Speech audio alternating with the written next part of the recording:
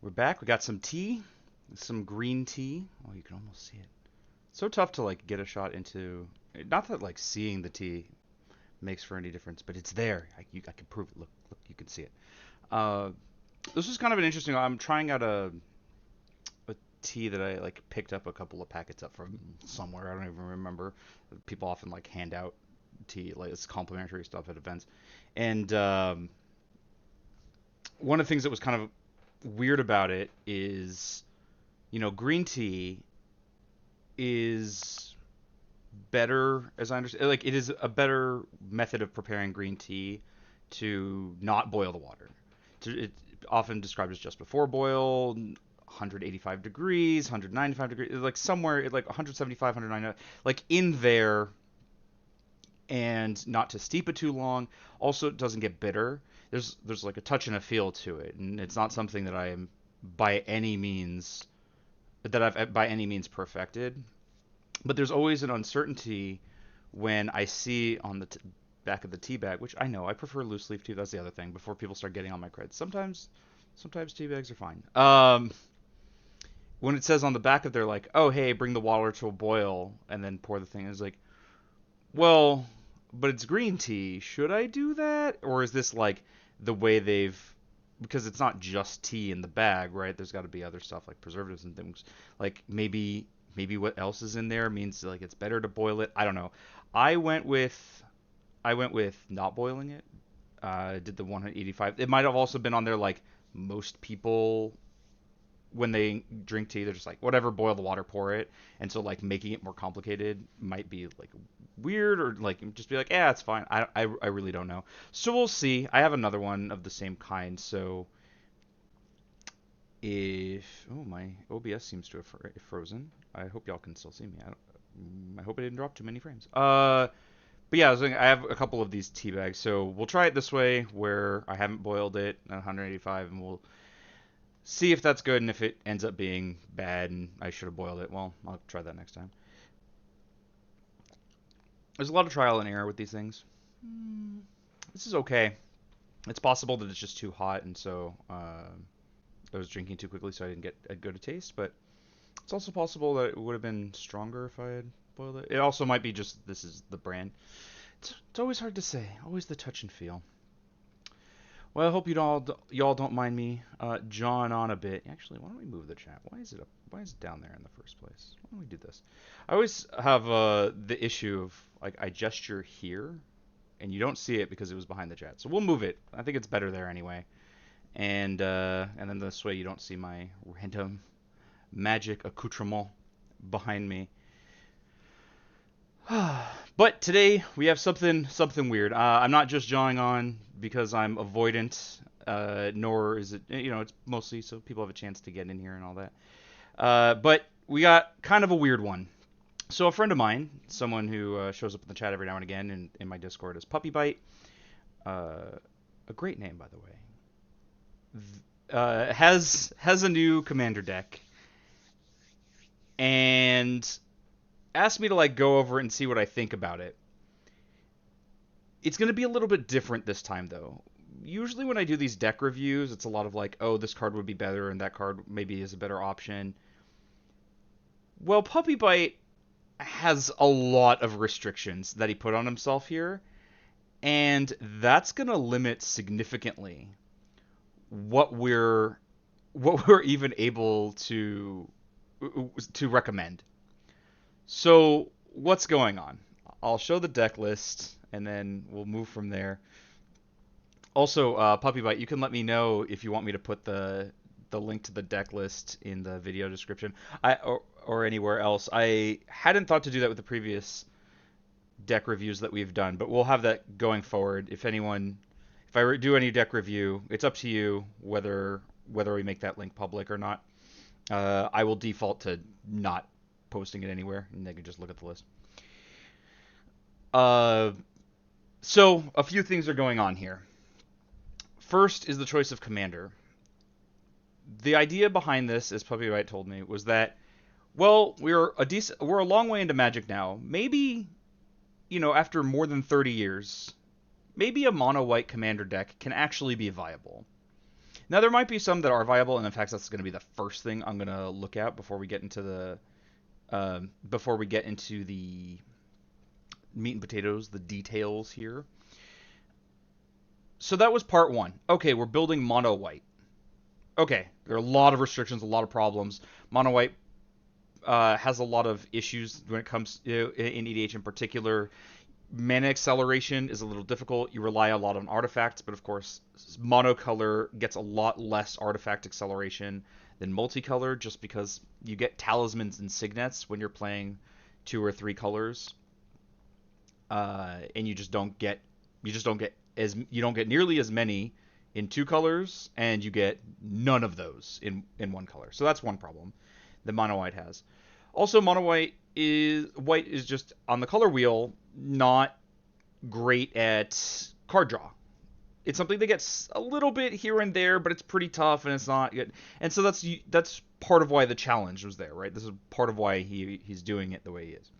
He wants to see, like, can we make mono white viable? So we know there are going to be some problems based on that, some difficulties that we're going to try to overcome.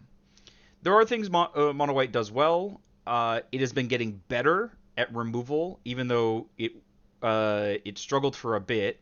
So that's pretty cool. There's often trade-offs with it, with things like Generous Gift or Stroke of Midnight, but you do get removal. You get Swords to Plowshares, Path to Exile. There's a lot of, like, Solitude. There's a lot of those kinds of effects. So, okay, cool. Removal is actually pretty good. You get Wrath effects. That's pretty nice, especially if you're not playing, like, Super CDH, which we're definitely not here. You have access to life gain in a way that most colors tend to struggle with. Obviously, green and black also get life gain in different ways. White is more likely to just get, whatever, you can gain life, don't worry about it. Black usually has to do some amount of, like, life link on a creature, or, like, cast a spell that drains life, but also, is, in black you have a lot of paying life effects. And green tends to get it, like, well, they get it in a few ways, but it's either fewer in number than the white versions of, like, hey, you can just gain life, or it's really inefficient, or it's, like, tied to your creatures. So we saw Verdant Sun's Avatar, for example, in my Mael deck. It's like, that's a way green can gain life, but it's tied a lot to the quality of your creatures. That said, in Elesh Norn, that card would be really good in that you get double triggers, so it works out. By the way, Verdant Sun's Avatar is a creature version of a card that exists. We'll actually pull that up right now. And that card, and I think of that because that card is actually a white card. It might not be good in the deck, but it occurred to me, like, oh yeah, you can get this effect if you want it, right? Whenever a creature enters the battlefield under your control, you gain life equal to its toughness. It's the exact text on Verdant Sun's Avatar. The only difference is this isn't a creature, which is a big deal. And, like, 5 mana enchantment is a little harder that does nothing when it enters the battlefield is harder to justify than 7 mana creature that does something, even if this effect is good. So I guess that's completely off topic, but it's a thought. But that's not the only restriction that Puppy Bite has placed on himself. The other was set singleton. What he means by that is that every card must come from a different set. There are, as of right now, 140 sets in Magic. This is including a lot of the supplemental product, but not... There are some caveats on that, right? Like, for example, in Capenna's a new set. Cool. But Capenna Commander, is that a new set? I think for these purposes, supplemental product that's tied to a release set, like the Commander set for a retail set, are considered the same thing. So Capenna is both the set of Capenna and the Commander supplemental stuff. In addition to that, every version of the card, if it's being played, must be represented by its earliest version. What do I mean by that? Swords to Plowshares, for example, is a great card. And I think every white deck in Commander, almost every, if not every white deck should play this. But if you'll notice, this has been printed a lot of times, even as recently as this year with the Doctor Who set. For these purposes of like the set specific, he has to consider this a card from Alpha. That's its oldest version. This is what the card is from. So reprints don't help. Also, as a like confounding variable, Alpha, Beta, Unlimited, and Revised contain almost entirely the same cards. I say almost because there are cards in Alpha, Beta, Unlimited that are not in Revised. But if a card is in Revised, it's in one of the previous 3 sets. If it's in one of the previous 3 sets, it's in all of the previous 3 sets. So that kind of cuts down the number. Now, I think he might have considered ABUR as one set when he told me that there are 140 sets.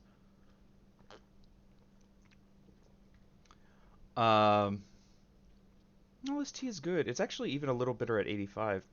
At 185. I might have oversteeped is the problem. I don't think boiling it would help with that. This is what I mean about not being an expert on like a master at this. I definitely oversteeped it. It's a tiny bit bitter. That can be avoided. It takes care and patience. That's why Iro doesn't. Anyway, we're off topic again. So there are a lot of restrictions here, and it makes it difficult to be like, oh, well, like, what's a good example? Like Route. 3 white, sorcery. You can cast it as though it had flash if you pay 2 more to cast it. Destroy all creatures. They can't be regenerated. It's more mana than Wrath of God. If you want it to be an instant, it's 7 mana. That's pretty big. It destroys. It doesn't exile or put on the bottom, so Indestructible gets around it. Whatever else. There's a lot of problems with Route.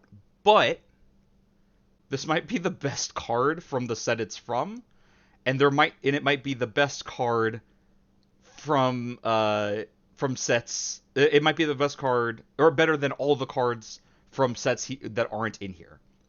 As a 100-card deck, obviously we're not going to use a card from every set in Magic. That would be really cool to do. Maybe that could be like another challenge. The first 100 sets make a commander deck, right? You also get a little bit of cheating. Cheating feels like a weird way, but you get a little bit of like, you can skirt the system a little bit, because basic lands are in a huge number of sets. Not all of them, but a lot of them. Where are the lands? Does this not include? Maybe lands aren't included here. How many cards does it say are in the deck right now? Cards, 100 main. So there are lands somewhere. Can I display it in a different group cards by? Okay, type. Oh, there are only 6 lands. Oh, is this deck not done? Puppy Bite, is this deck not done? This is 100 cards, but we have 6 lands. There's no way. So I think 100 cards is like, we're gonna be doing some changing around. Maybe this is like, we're still paring stuff down. I thought this was done. It's okay. We've gotten decks that aren't done before, and that's super, super cool. But, yeah, that's okay. Just something to remember. Yeah, it also seemed like there were too many cards here. Okay, that makes sense. So there are no... so we don't have the lands in here, but basic lands, obviously, are going to comprise a huge number of cards in the deck. And you can just be like, okay, there are no good cards from, say, I don't know, Invasion. That's probably not true, but let's say because like Invasion's a 3-color block. Okay, we'll just use a basic land from there. Cool. And so yeah, that is part of the restriction. The basic lands also have to come from different sets, but that is easy. That might seem like not a restraint, but it actually is, because not all sets have basic lands. Arabian Nights, for example, famously has a mountain, and that was a mistake. So that mountain is very expensive because it wasn't supposed to be there, and I think it was printed at rare. Back then, sometimes lands could be rares. There was a basic land in Alpha that was rare. I think it was an island. Oh, no worries, Puppy Bite. Glad you're here. Just to double check, is the deck not done? Because I'm seeing like there are only 6 lands, and yeah, you haven't finished it yet. Oh, okay, that's super cool. I guess we're gonna have the ability to like provide some like suggestions of what cards can come out, because obviously a lot of cards need to come out. This is 100 cards, but maybe I think the 100 cards includes the 47 and the maybe board. I'm not exactly sure how this um, how this is separated. Well, you'll have to let us know. You have 34 cuts. Okay, sure. So yeah, not all sets have basic lands. I think it's the case that not all retail sets have have basic lands. Let me go to advanced search. So Apocalypse, for example, is the third set in invasion block. And if I remember correctly,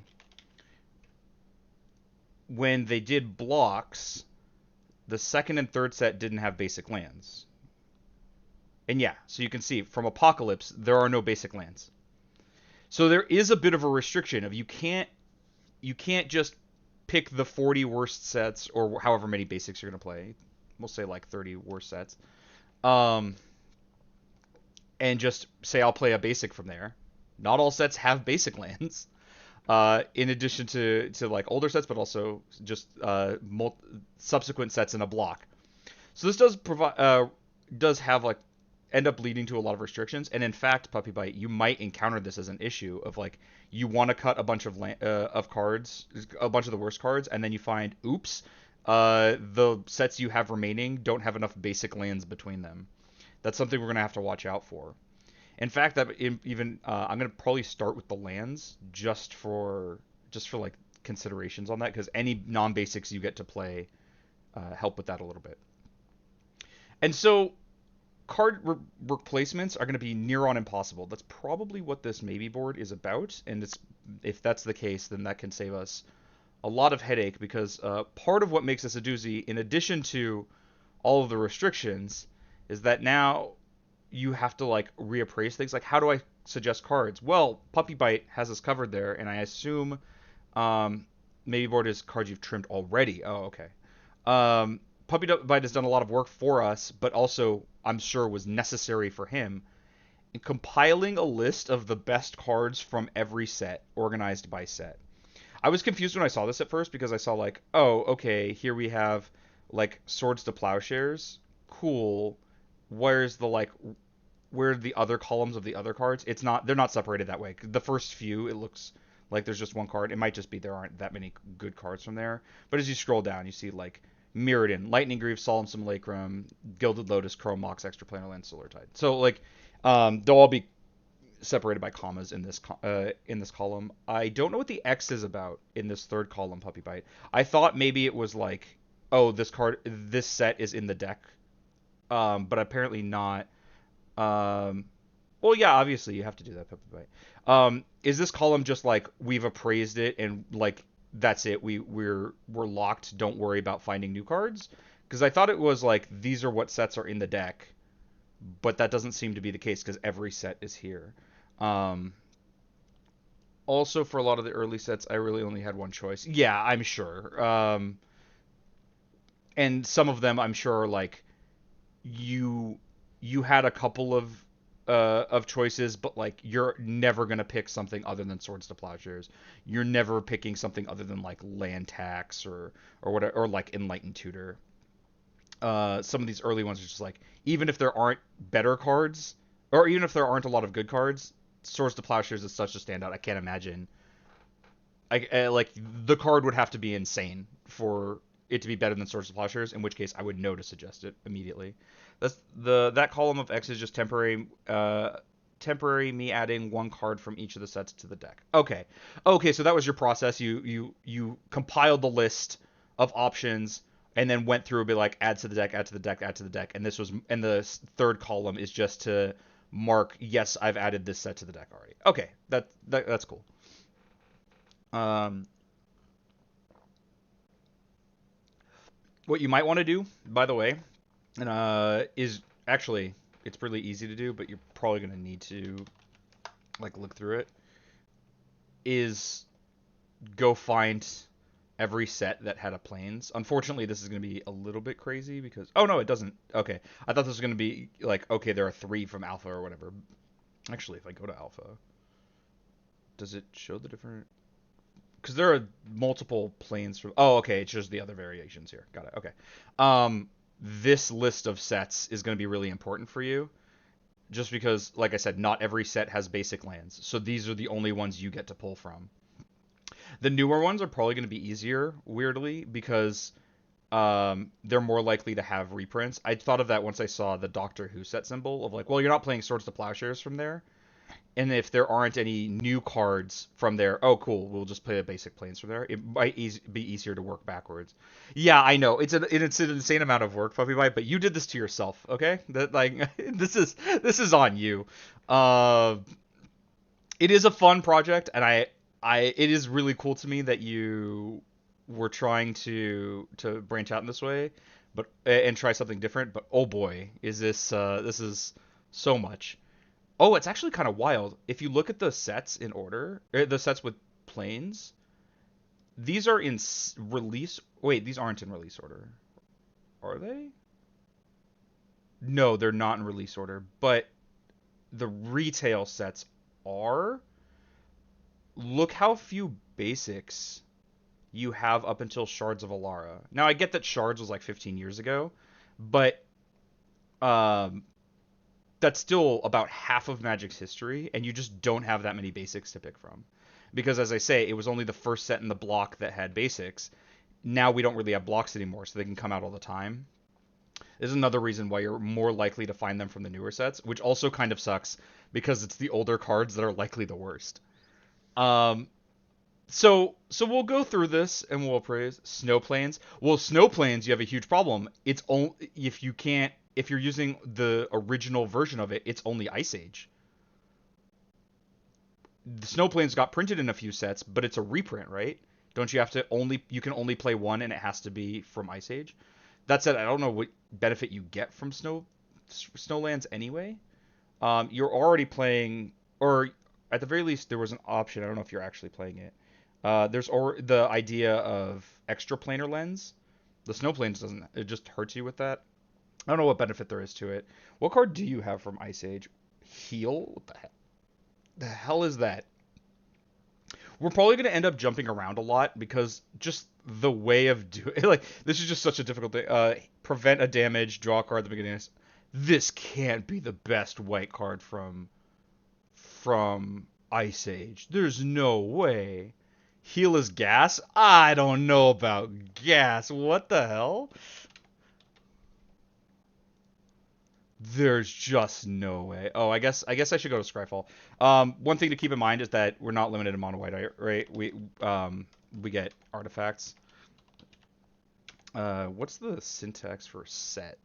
Is it just S? Sets blocks. Uh, S is set. Okay. Premium white card draw. Oh my god. Is this really how deep we've gotten with like how what you have to do of that's white that's premium card draw, a card that only replaces itself and does it the next on the next upkeep. Um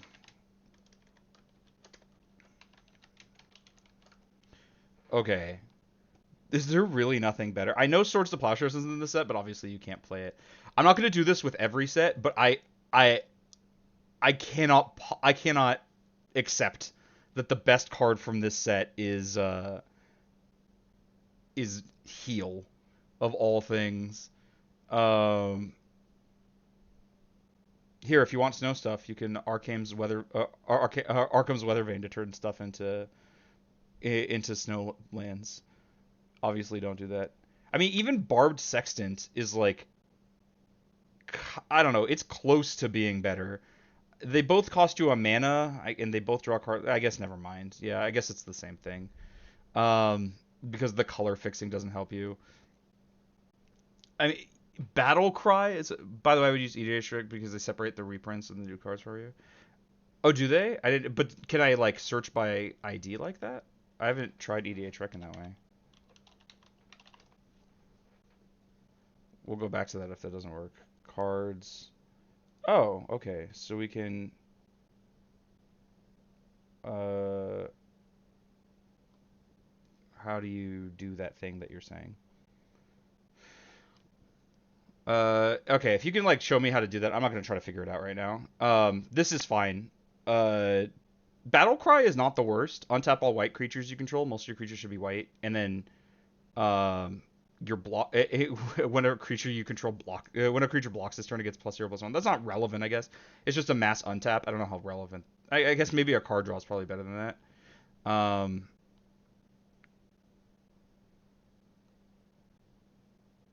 Uh, oh, Call to Arms is like so close. Let me see the Oracle text. Call to arms in the battlefield. Choose a color and opponent. White creatures get +1/+1 as long as the chosen color is the most common color among non-token permanents they control, but isn't tied. Oh yeah, okay, never mind. I was like, oh, like as long as your opponent has more of that cards of that color, that's easy. But no, that's not what it says. Um, oh my god, I can't even read some of these because of the old templating. Enchanted Land has make a caribou. You could make caribou. You could make caribou puppy bite. Um, you can sort. You can't sort by color, but you guarantee see all the new cards. Um. Oh, Circle of Protections. Circles of Protection weren't originally from Ice Age, I don't think, but you could theoretically play a Circle of Protection. It's probably not worth doing that because you only get one of them, so you just gotta pick a color. Oh, and the first one's from Alpha. Yeah, that's kind of what I thought. All right. Uh, aren't there Runes of Protection too? I think those are from Homelands. But again, you only get like one because the original circles are from ABUR, and you're obviously not going to do that instead of Swords to Plowshares. Um, wow, yeah, there's a lot of Disenchant. Oh no, Disenchant's from Alpha. Never mind, you can't disenchant. What the hell is Drought? I'm not going to do this for every set. I was just like, I got baited. Now I'm interested in seeing if there's something better for my Sage. We'll go through this, but then we'll do exactly the set, but no others. At the beginning of your upkeep, sacrifice unless you play double white. Spells cost an additional sacrifice a swamp to cast for each black mana symbol in their cost. Activate abilities of cost an additional sacrifice a swamp to activate for each black mana symbol in their activated cost. I mean, it's kind of a specific hoser, and obviously if an opponent isn't playing black, this doesn't bother them. But this is a lot more powerful in effect. It does make it pretty brutal to play, especially if weirdly if someone's multiple colors, this becomes more difficult because they're going to have fewer actual swamps. I'm surprised this didn't get a consideration. Color hosers, obviously, it's not going to always be good, but it can be good. Oh my god, Elvish Healer. Oh my god, Enduring Renewal. This card has like so many weird rulings. Play with the cards in your hand face up on the table. You play with your hand revealed, and then if you draw a creature, discard it, and then when a creature goes to your graveyard from play, put it. Oh, wait. When a creature goes to your graveyard from play, put that creature into your hand. Yeah, okay. So your creatures never die, but you can't draw creatures anymore. It's probably not good. You don't want to gain banding, Puppy Bite. You can gain banding with formation. It also draws a card. Wait, Jester's Cap is from Ice Age? Yeah. That's the set it's from. Did we not pass it? Yeah, that's the like first Jester's thing. This is a 4-mana artifact, 2 tap sack, look through search target player's library for any 3 cards and remove them from the game. Yeah, this is like where the Jester stuff came from. What the hell is that? Alright. Ice Flow, by the way, it's very slow, but it is a consistent source of lands. Enters the battlefield. Oh no, I'm thinking not Ice Flow. No, I'm thinking Thawing Glaciers, which is also in this set. They're like Glacial Chasm. Well, it's probably bad for you. I don't know what Goblin Liar does. I'm gonna skip some of the cards. If I don't know what it does, it's probably bad. You could play Ice Cauldron. Don't play Ice Cauldron. This is one of the most confusing cards ever made. 4-mana artifact. X tap. Exile. You may exile a non-land card from your hand. You may cast that card for as long as it remains exiled. Put a charge counter on Ice Cauldron and note the type and amount of mana spent to pay the activation cost. Activate only if there are no charge counters on Ice Cauldron. Tap. Remove a charge counter from Ice Cauldron. Add Ice Cauldron's last noted type of and amount of mana. Spend that mana only to cast the card Exile with Ice Cauldron. And if I remember right, this might be a functional change. I think it used to be that you had the amount of mana you pay into X had to be enough to pay for this spell. I think you couldn't make mana from other sources, but in the current wording you can. So here's the thing, though. I don't think there's anything in the set that's better than any of the cards from the list of stuff that I have to trim down. Maybe. I mean, Drought's not bad. Thawing Glaciers is probably good, and that just takes up a land slot. We'll get there. Jeweled Amulet, by the way, this is a poor man's Mox. One tap, put a charge counter on it, and note the kind of mana that you paid into it, and then you can tap, remove the counter to make that mana. Now you can't store more than one, but you can store a mana. I think this is probably better than Heal. It's like pseudo fast mana. You don't get an extra mana the turn you play it, but the turn after you get an extra mana. It sees play in Vintage Cube sometimes because it's a poor man's Mox. The hell is Justice? Okay, not good. All right, we're gonna close that thing for Drought. I don't think we're looking at that. It doesn't say draw a card. Yeah, okay, not everything will. Oh, I forgot about like Flagella. This is like a card I remember. Hold on. Enters the battlefield with 4 healing counters. Remove a counter to heal 1, and then pay 3 to put a healing counter. What is this pile of cards? Oh, it's so bad. Oh, it's so bad, Peachy Keen. Glacial Chasm is the best Ice Age card. Probably, but maybe not for this deck. Oh, Jester's Mask is kind of cute. It's head games. It's only one probably, but also doesn't say a draw card. Not okay. Is that like your criterion? The card from Ice Age has to say draw a card because not there are good cards that don't say draw a card. There are so many cards with banding. Oh my. Like even Lightning Blow, it gives first strike and does the same draw card. Um, oh yeah, Urza's Bauble also draws a card and doesn't cost you mana, which is nice. The prevent one is going to be so close to irrelevant, it might as well not be on the card. Um, I you can play Knockry. I don't know. Talisman.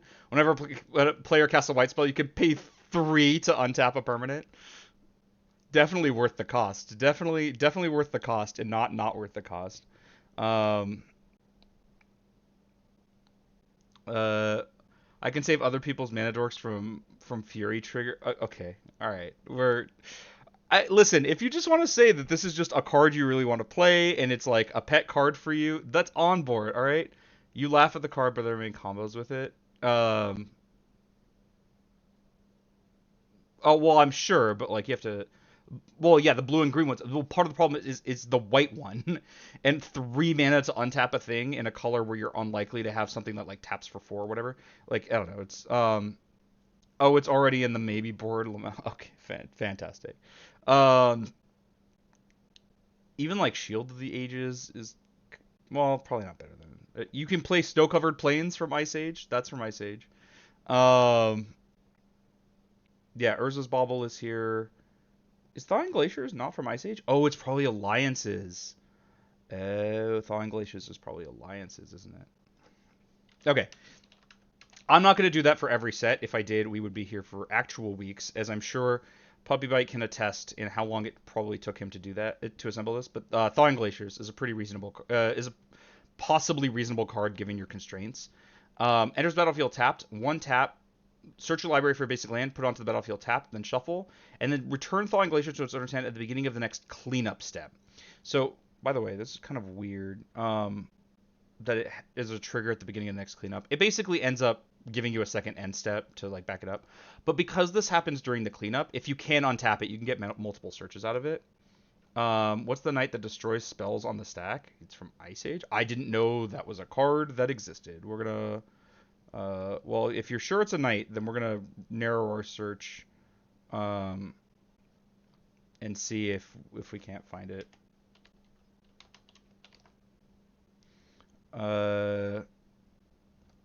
Oh my God, yep. This destroys spells.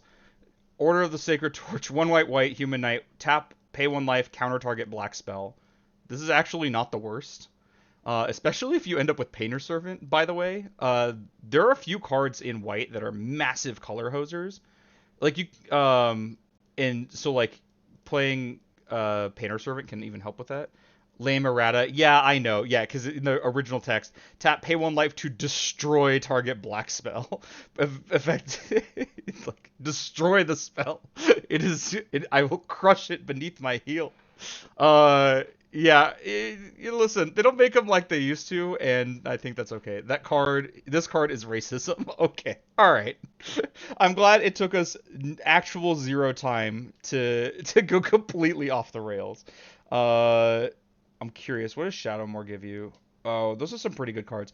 I'm guessing I can't edit this, but you might want to add Painter Servant here. There's a lot of color hosers in white. White might have the most of them. Like there's just a ton, and if some of those effects are strong enough, like Drought, you could even find yourself playing like uh you know Enlightened Tutor for Painter Servant, and then just start playing all these uh, really gross restrictive effects that your opponents now have to deal with.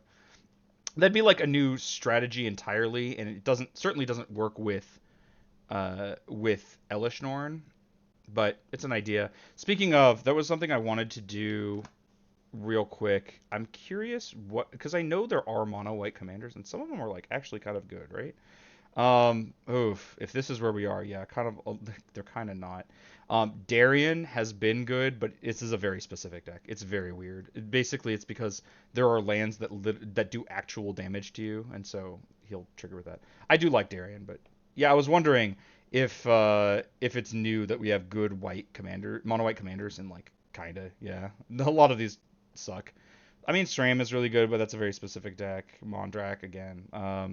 Like for the longest time, I know 8.5 Tails used to be like the best mono white commander. What set is Elesh Norn from? Well, it's not from Other Machines. Maybe it's from March of the Machines. I don't know. Actually, doesn't it say? Does it say here? It doesn't say. I don't actually know what set she's from. There are too many sets. I can't keep up. Yeah, I was curious if there's like other stuff that's good. Yeah, look, we got Isamaru pretty high up on the list. Yeah, Mono White's just not that good. All right. Let's look at the actual set. Elesh Norn, Mom, Avacyn, Archangel of Hope, Mangara. Oh yeah, Mangara of Karandor is kind of interesting. Do you get Karakas? What's your card from Legends? Oh, I'll get to that. Gandalf the White and Muriel were my considerations. I assumed you just wanted Elesh Norn because like it's mommy or whatever. Um, yeah, what do you get from Legends? Oh, you can't play Karakas. What am I talking about? That card's just banned. Oh, you get land tax.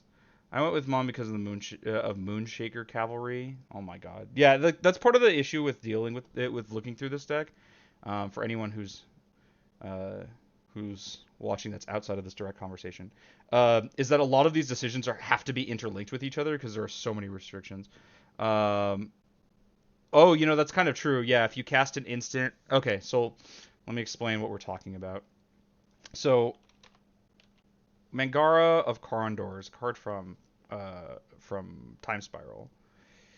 This is kind of a neat card. It's 1 white, human wizard, 1/1. Tap, exile Mangara of Karandor and target permanent. The interesting thing about this is that exiling Mangara is part of the resolution, not the cost. So if he's just not in play when it resolves, he's not gone. This is why like Karakas was my first thought, but you can't play that one. That one's banned for good reason. But then if you untap it with that talisman we were looking at earlier, well, you can activate it a second time, right? So what you would do is do like cast your white spell, have the talisman trigger. In response to the talisman, pay for the trigger targeting Mangara. Oh no, you have to tap him first, don't you? No, yeah, because of the order of how this thing works. You actually have to tap Mangara, cast a white instant spell, use the talisman to untap him. Then you can tap him again, and you exile 2 things. There was a lot of that kind of stuff with Mangara when he was legal and standard. This was actually a played card. It wasn't like an incredibly strong card, but it was pretty good, and it had its uses. Wait, not that Mangara? There's another Mangara? Oh, the Diplomat. I was talking about the dip. Oh, you were talking about the good one. I always think of Mangara the Corondor because like uh this is the card I remember being played. This card is much better if I remember right. I just don't remember what it does. Whenever an opponent attacks the creatures, if two or more of those creatures are attacking you or planeswalkers you control, draw a card. And whenever an opponent casts their second spell each turn, draw a card. How does this work with the? Oh, Puppy Bite was talking about this Mangara. Okay, um, got it. But by the way, this Mangara as a commander, one of the cool things about it is the exile is a lot less of a problem since you can just cast it from exile again. Obviously, it's costing 2 more each time. But that's kind of neat. It's like repeatable removal from the command zone. It'd be a very different deck, obviously, but this deck can be really interesting, and I'm probably gonna look into after after we're done streaming what a Mangara deck would look like because I do like this card. It is kind of neat, and I'm curious what your Time Spiral card is because of course that's like every question is okay. What are you playing instead? Oh yeah, no, these cards are way better anyway. I love Return to Dust. Works with Blink cards as well. Yeah, yeah, the card. Yeah, the card's mega gas for sure. Yeah, I forgot about Blink. One thing that's kind of unfortunate is that you like really want haste with this card, but you can't. It's hard to get. Oh, I remember it was also played next to Thousand Year Elixir, a strong card that a lot of people are familiar with because of how many things you can do with it. Um, gas means it's good. Gas is yeah, it's like gas in the tank. You know, it's fueling you up. You're firing off. But you may activate the ability of creatures you control as though those creatures had haste. This was a big deal in part because like white has trouble getting haste, and okay, now you can activate your tap abilities, but also as one tap untap target creature. That's one of the a huge thing you can do with Mangari. You play it, you can do it, activate him immediately, and then untap him and do it. One of the problems in Commander, obviously, is that Mangara is still it's a single target. It's single target removal. While it doesn't cost you cards as often, or you can like skirt the cost of exiling him or get multiple activations before he gets exiled. You do have to do a lot of work before it's actually remove a card from each opponent, which is a drawback. But if you're doing this a lot, right? If your whole deck is built on, all right, activate, reactivate, blink in response, do all this, like you can get a lot of removal, and it's exile any permanent. So this card is really good, but of course with the restrictions, I think I agree that you're better off not playing it. I love Return to Dust. I don't think Angel's Grace is all that good. Uh, you can infinite untaps with him to exile everyone's land. Yeah, I mean you can do that. Oh yeah, it's not non-land permanent. If you go nuts enough with him, none of your opponents are playing the game, which is pretty brutal.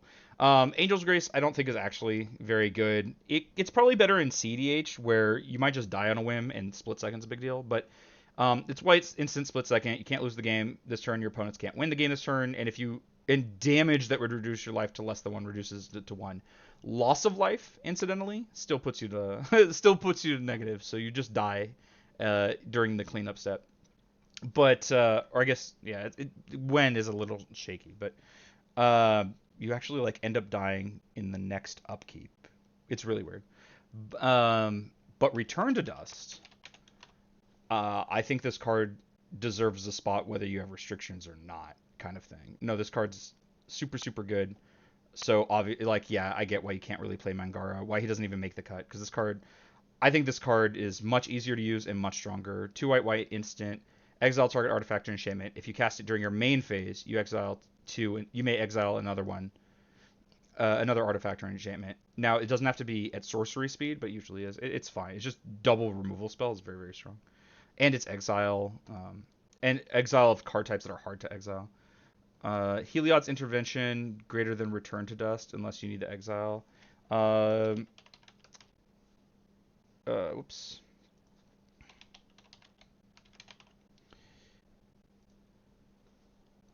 Oh, this card is really good. Yeah, maybe I should be playing this. Exile is kind of nice, but this is actually an instant, whereas Return to Dust kind of isn't. You sometimes can gain life if that's what you need to do. You can also pay extra mana to destroy an extra thing. Yeah, I mean, Exile is really nice, especially on artifacts or enchantments where you often have trouble exiling them, but you're probably right, Peachy Keen. This is probably just a better card. That said, why not both? And especially like with the restrictions. I guess the reason is if you don't play Return to Dust and you play Heliod's Intervention, then you get to play Mangara if you want. This is from Theros Beyond Death. So let me see. That should be around here somewhere. Beyond Death, you get Elspeth Conquers Death and Reverent Hoplite. Elspeth Conquers Death is a very strong card. And I'm sorry to the people watching about how out of order and just all over the place this is. It's just kind of necessary when we're talking about these restrictions. Unless we're going to go set by set, appraise every card as an option, there's just going to be a lot of bouncing around. I know we haven't even started reading the actual set, but that's how this happens. Of like, oh, how about this card? Well, that has implications of this other card, which has implications for this other card. Well, what are you playing from that set? And it just goes in this deep spiral. It's just going to happen. I'm sorry. Bear with us. I guess bear with me. Um, this card is really good though, and I kind of get playing this over Heliod's Intervention, especially since you have access to Return to Dust, which is pretty close to as good, uh, and doesn't cost you Elspeth Conquers This, but it's all opportunity costs, right? This is stuff to consider. I guess Puppy Bite, maybe the consideration is like, you seem to have left off the table some other good cards here. Uh, I'm not going to read out every card, I guess, but we'll read. Well, I guess I'll read a lot of them. It's a 5-mana saga. The first chapter is exile a permanent an opponent controls with mana value 3 or greater. Then non-creature spells your opponent's cast cost 2 more to cast until your next turn. Then to return target creature or planeswalker card from your graveyard to the battlefield, put a +1/+1 counter or a loyalty counter on it. I guess this is probably better in 1v1 than it is in multiplayer, but you do get a return. I don't know. This is really close between Elspeth's Conqueror's Death uh, and Heliod's Intervention. A tiebreaker would be if this actually synergized with the commander, but this isn't a come into play effect. It enters with a lore counter, and it triggers on seeing a lore counter. So we're not even getting mom triggers anyway. Return to Dust, Crush, Contraband, Abolish, Aura of Silence, Lauren of the Third Path, and 2 O-Ring effects. I figure you don't need Heliod's. Also, Abolish is so cool. I guess that's fair. What does Abolish do again? 1 white instant. You can discard a planes rather than pay its cost, and it's a disenchant. Destroy target artifact enchantment. Okay. Only 7 ways to kill artifacts. Need more. Okay. Spoken like a true green player. No, you don't need that many, honestly. Especially because like some of these ways are. Well, we'll get to it. I wonder if Grasp of Fate's in here. Okay. And then I'm just curious what the other card is. Reverent Hoplite. And I'm a little surprised in your list that the options, the set options are missing some like pretty notable cards. O-Ring effects and Lauren can kill 2 artifacts. Um, yeah, and Lauren can do more than that if you're like blinking and stuff, which I assume you want some amount of blink in this deck anyway. Actually, that makes Mangara even better, by the way. If you're playing Blink to get your come into play triggers multiple times, then Mangara also benefits from that blinking. Might not be good enough, but it's worth considering. And it also is artifact enchantment removal, kind of like Return to Dust. It's a little more unwieldy, and it doesn't always hit 2 things, which is the problem. But it can do a lot of stuff. You probably need too much synergy with it. Yeah, maybe it's not worth it. All right, what is this? 4 and a white, human soldier. When it enters the battlefield, make a number of 1/1 white soldiers equal to your devotion to white. And it's a 5-mana 1/2, but obviously the point is that you go wide. I think ECD is probably better than this, but I also think Heliod's Intervention is better than this, so it's a little weird that it didn't make the cut. Okay, let's go card by card now. We did so much jumping around. Let's go card by card, and well, I guess since Puppy Bite, since you're here, we can interrogate you as to what the hell's going on. Oh, I forgot. What was your card from Alliances? Exile, Reprisal, Carrier Pigeons. If I remember right, Exile is actually an okay card. Exile target non-white attacking creature. You gain life equal to its toughness. Yeah, this is pretty good. This is. I'm torn as to whether this is better than Thawing Glaciers. It probably is a better card. It's just that like Thawing Glaciers is kind of unique and you don't have access to a lot of that stuff. I guess you can't untap it that much. Um, Reprisal.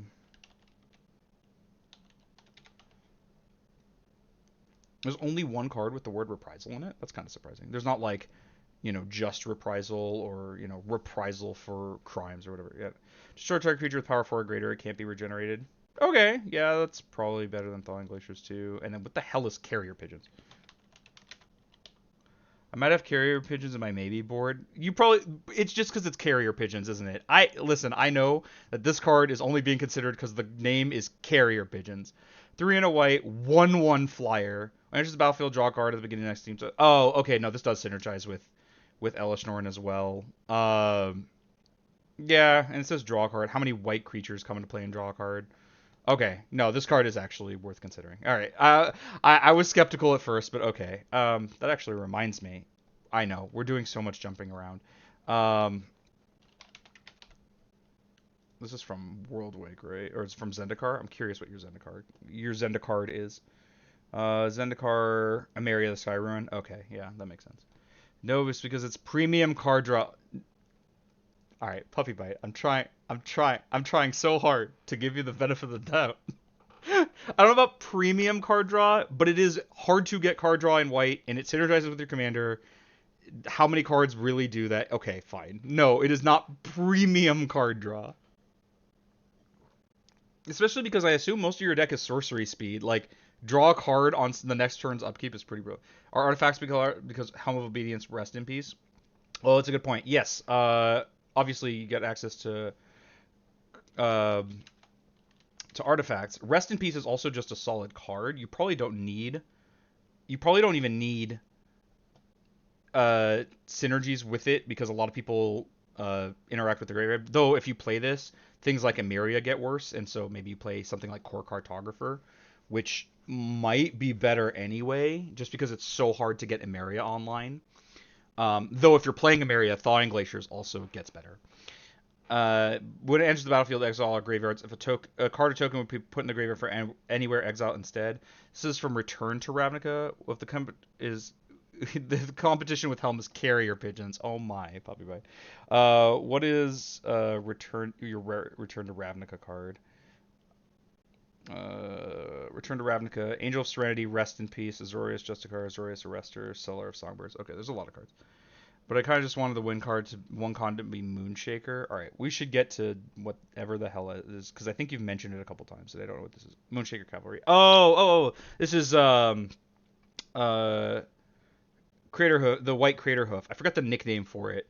Yeah, 5 triple white flying. When it enters the battlefield, creatures you control get flying as opposed to trample, which Crater Hoof gives, and +X until end of turn, where X is the number of creatures you control. And like while flying, yes, you can get chump blocked since it doesn't have trample, and like the raw damage on Crater Hoof is usually better. Flying means you're getting through unblocked most of the time. The trample is usually better, but you don't get access to Crater Hoof, and this is incredibly strong. It's not like this is a weak effect, obviously. I mean, if this is what you're getting to like this kind of mana, like you have Angel Serenity, like really Core Cartographer might be better than Emeria the Sky Ruin. Enters tapped at the beginning of your upkeep. If you control several more planes, you may return a target creature card from your graveyard to the battlefield and taps for white. It is not itself a planes, so you have to get the planes into play yourself. Obviously, these other lands detract for that. Getting lands into play as white is sometimes difficult. Core Cartographer helps with that a little. Obviously, it's in exchange for playing Emeria, but Core Cartographer also synergizes with the deck. I know I just pulled it up, but in case anyone didn't read it. 3 and a white, 2/2. When it enters the battlefield, you may search a library for planes, put it on the battlefield, tap, then shuffle.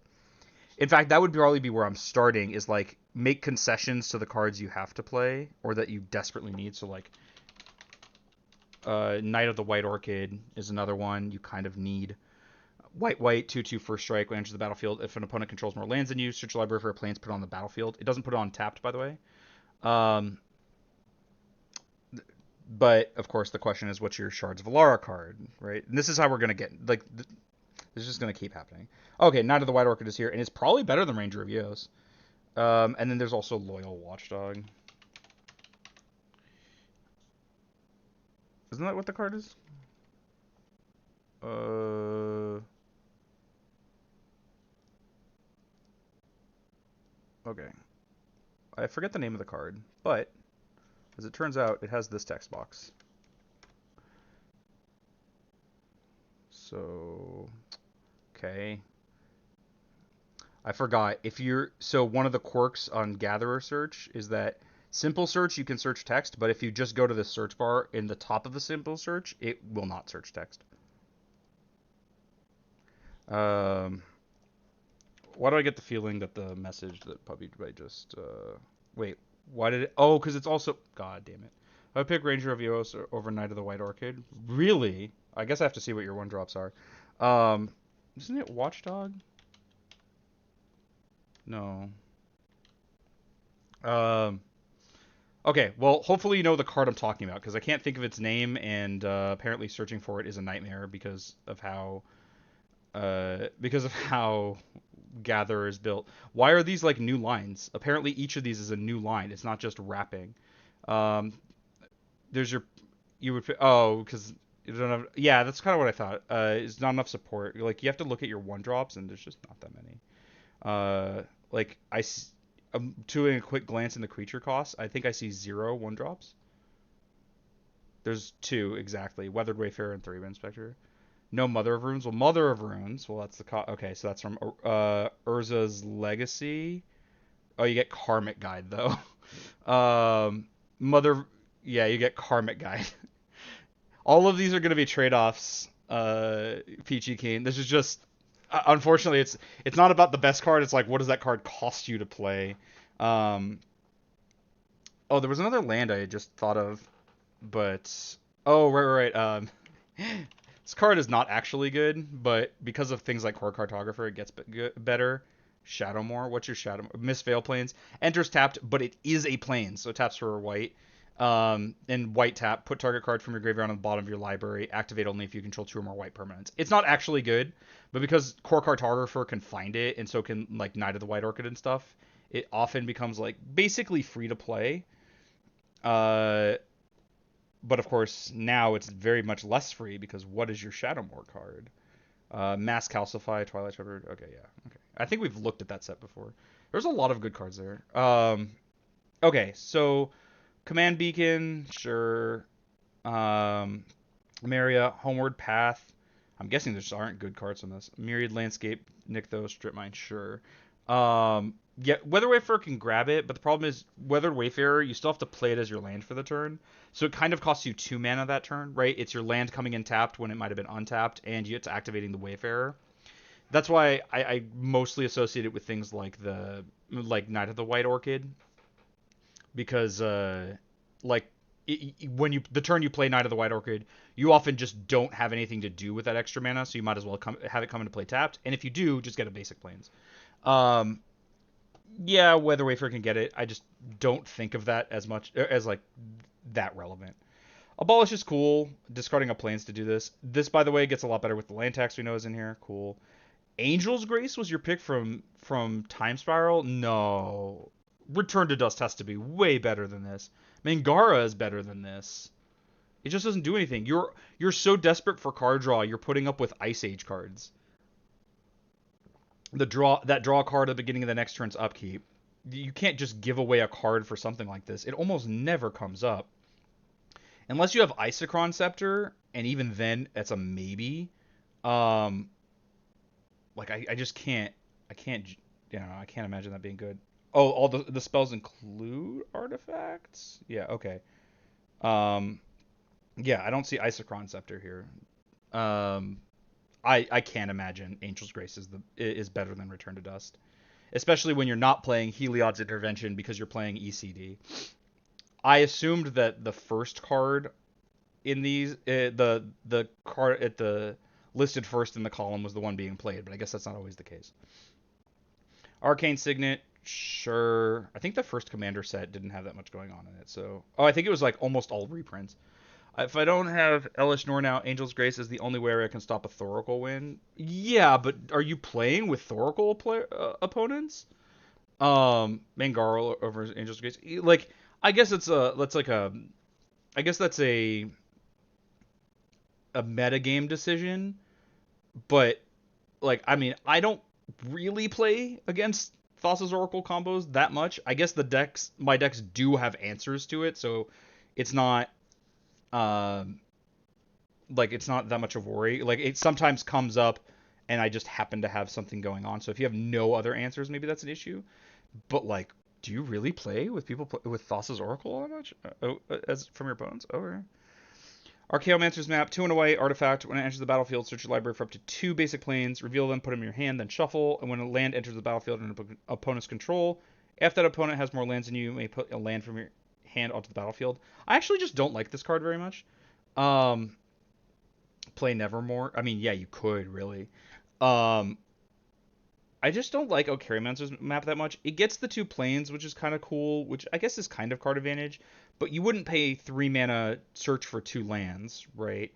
It also lets you like hit your land drops, but if you are doing this, you very quickly are unable to do this.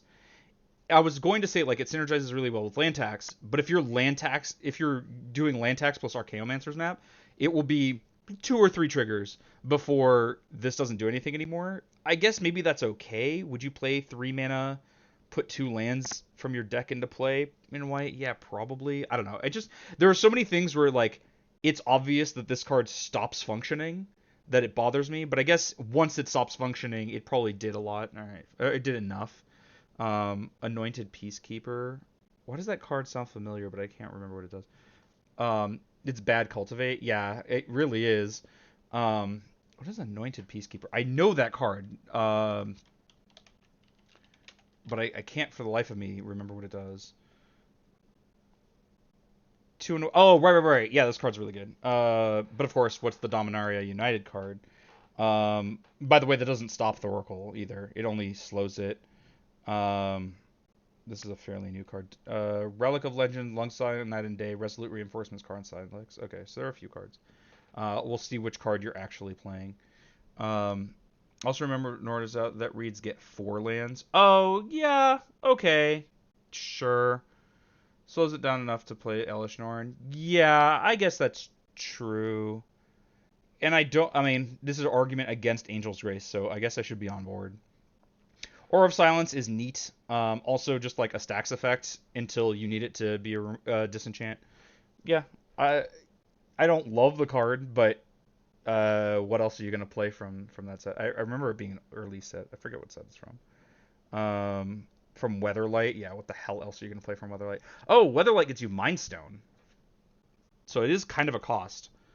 I love the card. Yeah, I like it too. It's just about like the opportunity cost here. Like you don't need that much artifact enchantment hate, and like I'm recommending putting in Return to Dust. So like you get Mind Stone instead of Aura of Silence. So that's something to consider. It's kind of interesting that Mind Stone didn't show up here. That it's not in your list. That's what I mean. Puppy Bite of like it's a little weird um, what cards didn't make the consideration list, because that's what this is, right? This is the consideration list.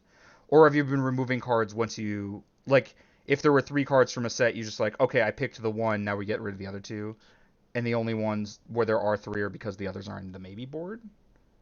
Um, but yeah, Mind Stone could be like this Aura of Silence could be Mind Stone. And artifact and like ramp is kind of hard to get, especially you're not playing core cartographer. Though I guess with my recommendations of like Not of the White Archer and core cartographer, you probably don't need the mana rock as much. Austere Command. Is this really the best Lorwyn card?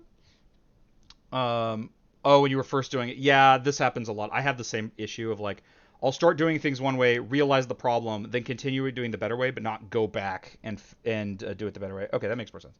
All the relevant cards later on. Yeah, that makes more sense because I was also saying there are a lot more cards. I just chalked that up to being there are a lot of better cards from the newer sets, but okay, that makes sense also. Is that really the best white card from Lorwyn is Austere Command? I mean, the card is good. It's just like it's so likely to blow up your stuff. Austere Command Oblivion Ring. Yeah, I guess if Oblivion Ring is the next best card, it's probably better. Banishing Light. Oh, but Oblivion Ring synergizes with Elesh Norn. Oblivion Ring might be better than Austere Command. Banishing Light is cool. Blind Obedience is cool. This seems kind of dorky. I don't see really what this does for you. It might be the best card in the set, but this is an easy cut. You can just not play a card from this set. This is uh Gate Crash, right? Blind Obedience is Gate Crash, I think. God, I'm so upset that I know this. Yeah, it's Gate Crash. So, what's your Gate Crash card? Um, and yes, I am finding it very upsetting that I know all this random stuff. Court Street Denizen. Court Street Denizen is cute. I like Luminite Primordial. You're already trying to get to a lot of mana for your 7 drops. I think Luminite Primordial might be good. An Urbis Protector. That's cute, I guess. So you can't run Farewell. Poop Set. How dare you, Peachy Key? Oh no, sorry. I thought we were talking about Lorwyn. No, Gate Crash. Yes, Poop Set. I agree. Yes, Poop Set. Set of poop. It's also when I came back to Magic after. Well, I thought I quit, but here we are.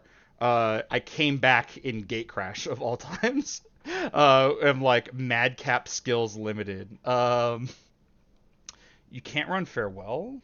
I guess Farewell is just too bad for you. Is that why, or is it just because there's something way too good? Oh, because you get Spirited Companion. Okay, yes, you have to run the Good Boy. Why is Farewell even here? It's Summon Good Boy. You have to play this. I know actually that the card it's in the flavor text. It's a girl, so I should say Summon Good Girl. But anyway, it's cute and adorable. I have a foil one if you need a foil one. Puppy Bite if you need a foil one. I have one. I try to hold on to them because it's a Summon Good Girl. Um, I'm saying farewell to farewell. Thank you. All right. Clown car. Oh, we're including unsets. Ew. Ew. X for a vehicle enters the battlefield. Roll a X six-sided dice. For each odd result, make a 1/1 clown. For each even result, put a 1/1 counter. Ew. Gross. I get it. It synergizes with Elesh Norn, and you're allowed to play it, and it does, and like it goes wide for your Moonshaker Cavalry. I get it, but ew, ew. I don't like that unset. Like there are cards that are legal. I think it's cuttable. Yeah, it looks really good. Oh, wait, it's for each even and odd result, so you're at most getting. Oh no, hold on. This is much worse than I thought it was. I didn't do the math of like, oh yeah, you're getting 1/1 worth of stats per mana that you pay into it, and you don't necessarily get them all on separate bodies, which is probably better.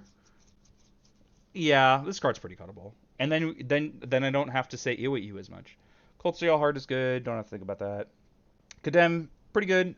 I forget what set this is from. This is like from Ravnica or something, right? Dissension? It's from Dissension. That's the first printing, I think.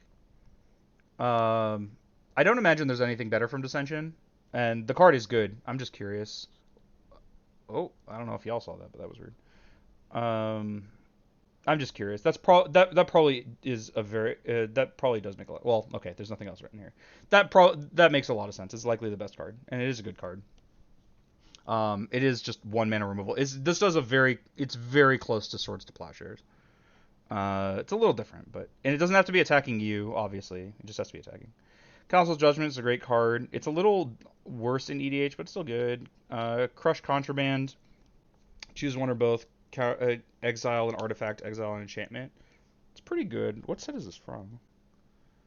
Obviously, a lot of these are like this card seems a little bad because it's 4 mana or whatever. But of course, it's what set is this from? Crimson Vow Commander, Zendikar Rise. Is it? Oh, this is from Ravnica. Oh, is this from Guilds? Oh, okay. So what else do we have from Guilds? And I am gonna like interrogate a little bit some of these picks that seem a little weird, even though like it probably Divine Visitation, Dawn of Hope. What is Divine Visitation? Isn't that like if you would get a token, you get a 4/4 instead?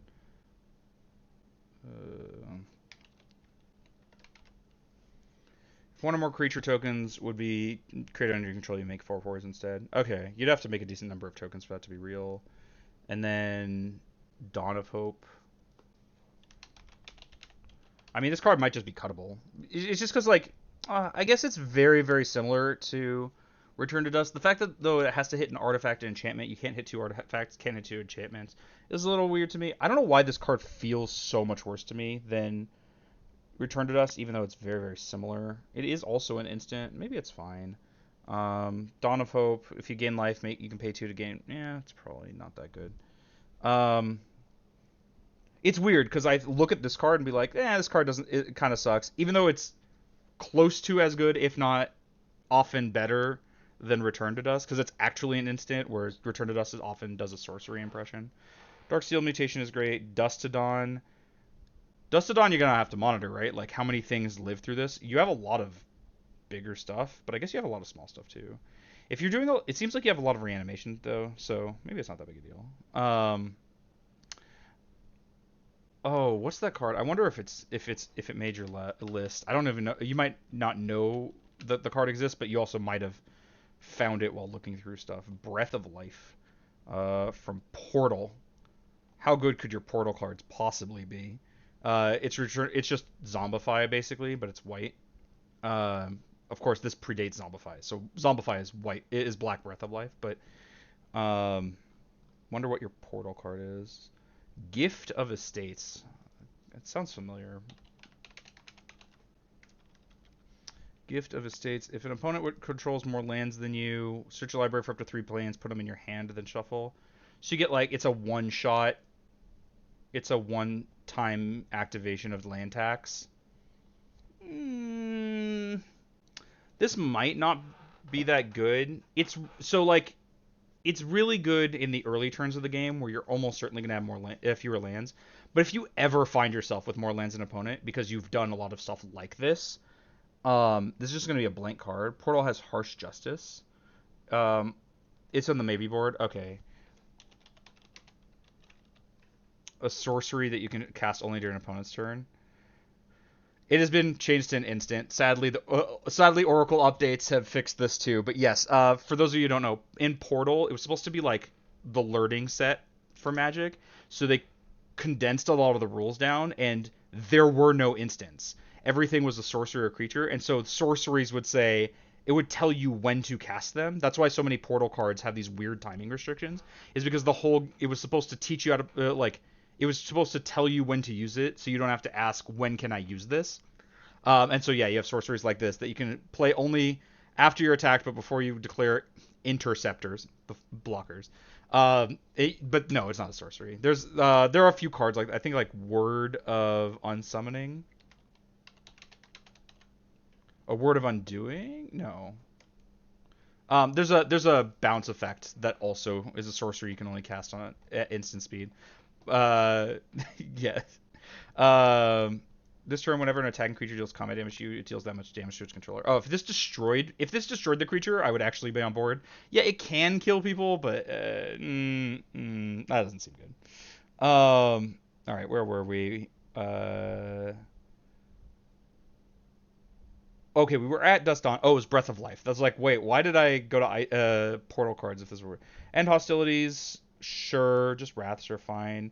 You might not need this number. I'm mostly gonna, by the way, Puppy Bite. I'm mostly gonna be like interrogating your card choice as far as like figuring out what to cut. That seems like the easier part, honestly. Now that you're like, okay, well, these are what I am left with or whatever. Do you have the white?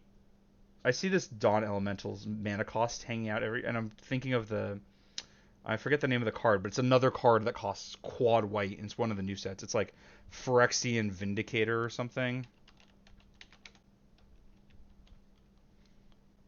It is in fact Phyrexian Vindicator. It's probably not that good of a card, but I was just like, I wonder if it's. Oh, but it's the set that Mom is from. All right, right. Phyrexia All Will Be One. I'm pretty sure is the set Mom is from.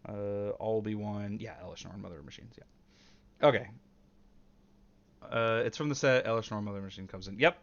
Figured that out too, Puppy Bite. Endless Atlas. Oh my god, isn't this card bad? 2 mana artifact, 2 tap, draw a card, activate only if you control 3 or more lands with the same name. Oh no, it's actually not bad. It's actually really good. Never mind, this card's great. What set is this from? Oh, okay. This isn't. I thought this was one of those like this card is from like Arabian Nights or something, and it's some bad card. No, okay, but Puppy Bite, this time it actually is premium white card draw.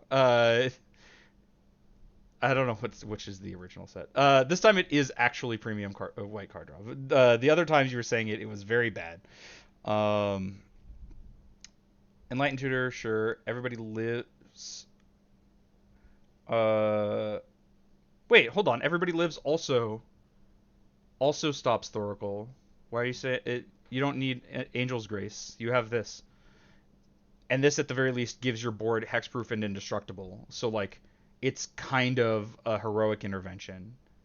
And this is actually, well, I guess not better at stopping Thoracle because then I have split second, but this also does it.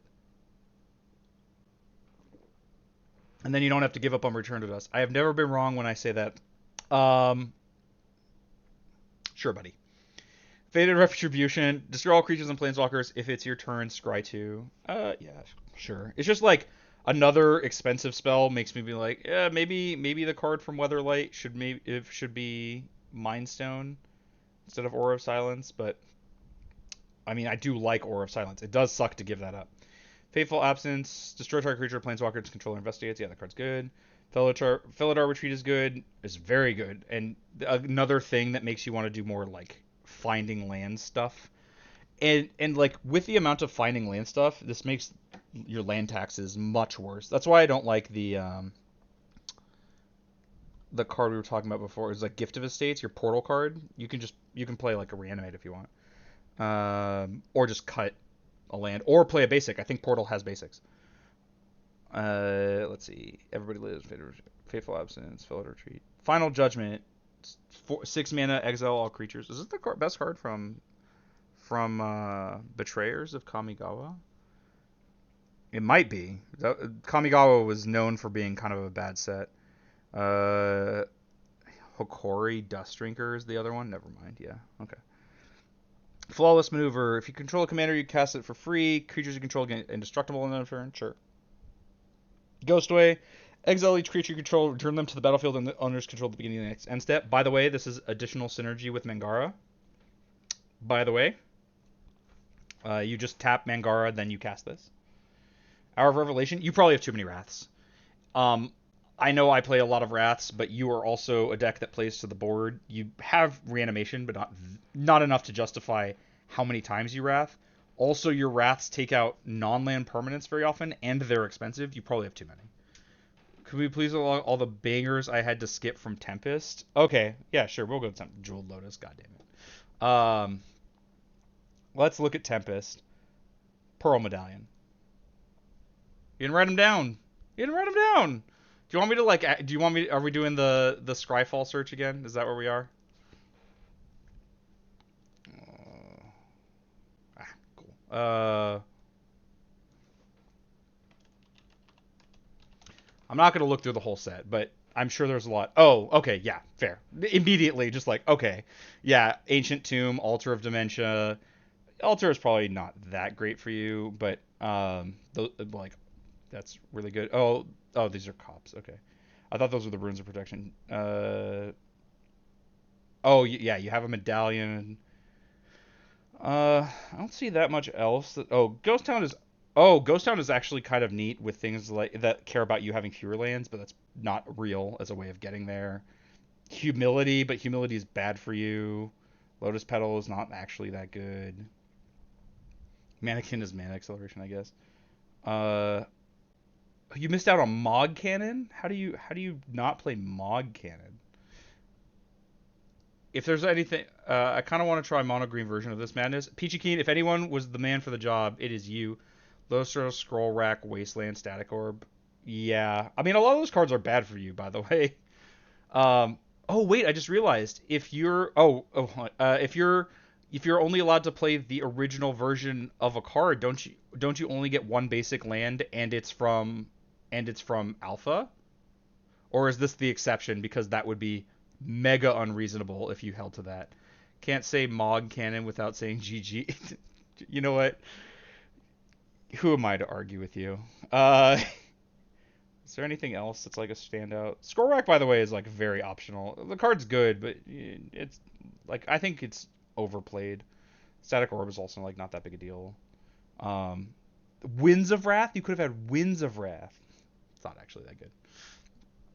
Yeah, you missed out on some good stuff, but it's I think I'm a lot less. I think I miss those cards a lot less than you do from here. Jeweled Lotus Land tax. Make a stand. Creature control at 1/0 and indestructible until end of turn. This card might be bad. This card might not need to be here. Mass Calcify, 7 mana, destroy all non-white creatures. Obviously, this is your Lorwyn card. We've seen this a bunch of times. Maybe, or no, sorry, not Lorwyn. Your Shadowmoor card. Maybe there are better options, especially because like you have so many Wraths and they're so expensive. The cheapest one we've seen is 5 mana. Actually, I get a damaged Alpha Planes for $10. I mean, yes, but what I'm saying is, wouldn't you be unable to play more than one basic land by the rules that you set out? It's set singleton. You only get to play one card from a set, and you have to play the oldest version. So Alpha has to be Plains. You don't get Swords to Plowshares, and then you can't play Plains from any other set. Unless we're making exception for basic lands, which I think is reasonable, but the rules as I understood them force you to play almost exclusively non-basics, and if you play a basic, it takes up your slot from Alpha. If that's the exception, super fair, by the way. I don't think it's reasonable to expect that. By the way, Orange Chant, Everybody Lives, Angel's Grace, Path to Exile, Swords to Plowshares. You have a lot of things. Even Heal. Oh yeah, I guess I can't play Alpha Basic. Lol. Yeah. Well, also the question is, are basics the exception to the other rules? You might play one revised card and one unlimited card. I think that is more reasonable if the unlimited card isn't in revised, but there aren't that many of those, and those cards are usually really bad, or absurdly expensive. But that is also like kind of reasonable. You have enough support. I think you might be able to play Isochron Scepter and be okay. And like have enough stuff for it. What is your Mirrodin card? Lightning Greaves, Solemn, Gilded Lotus, Chrome Mox, Extraplanar Light, Solar Tide, Mind's Eye. You have a lot of options, so it kind of sucks that it would have to step on those. Oh no, wait, Isochron Scepter. No, Isochron Scepter isn't Mirrodin, is it? I think it's Fifth Dawn.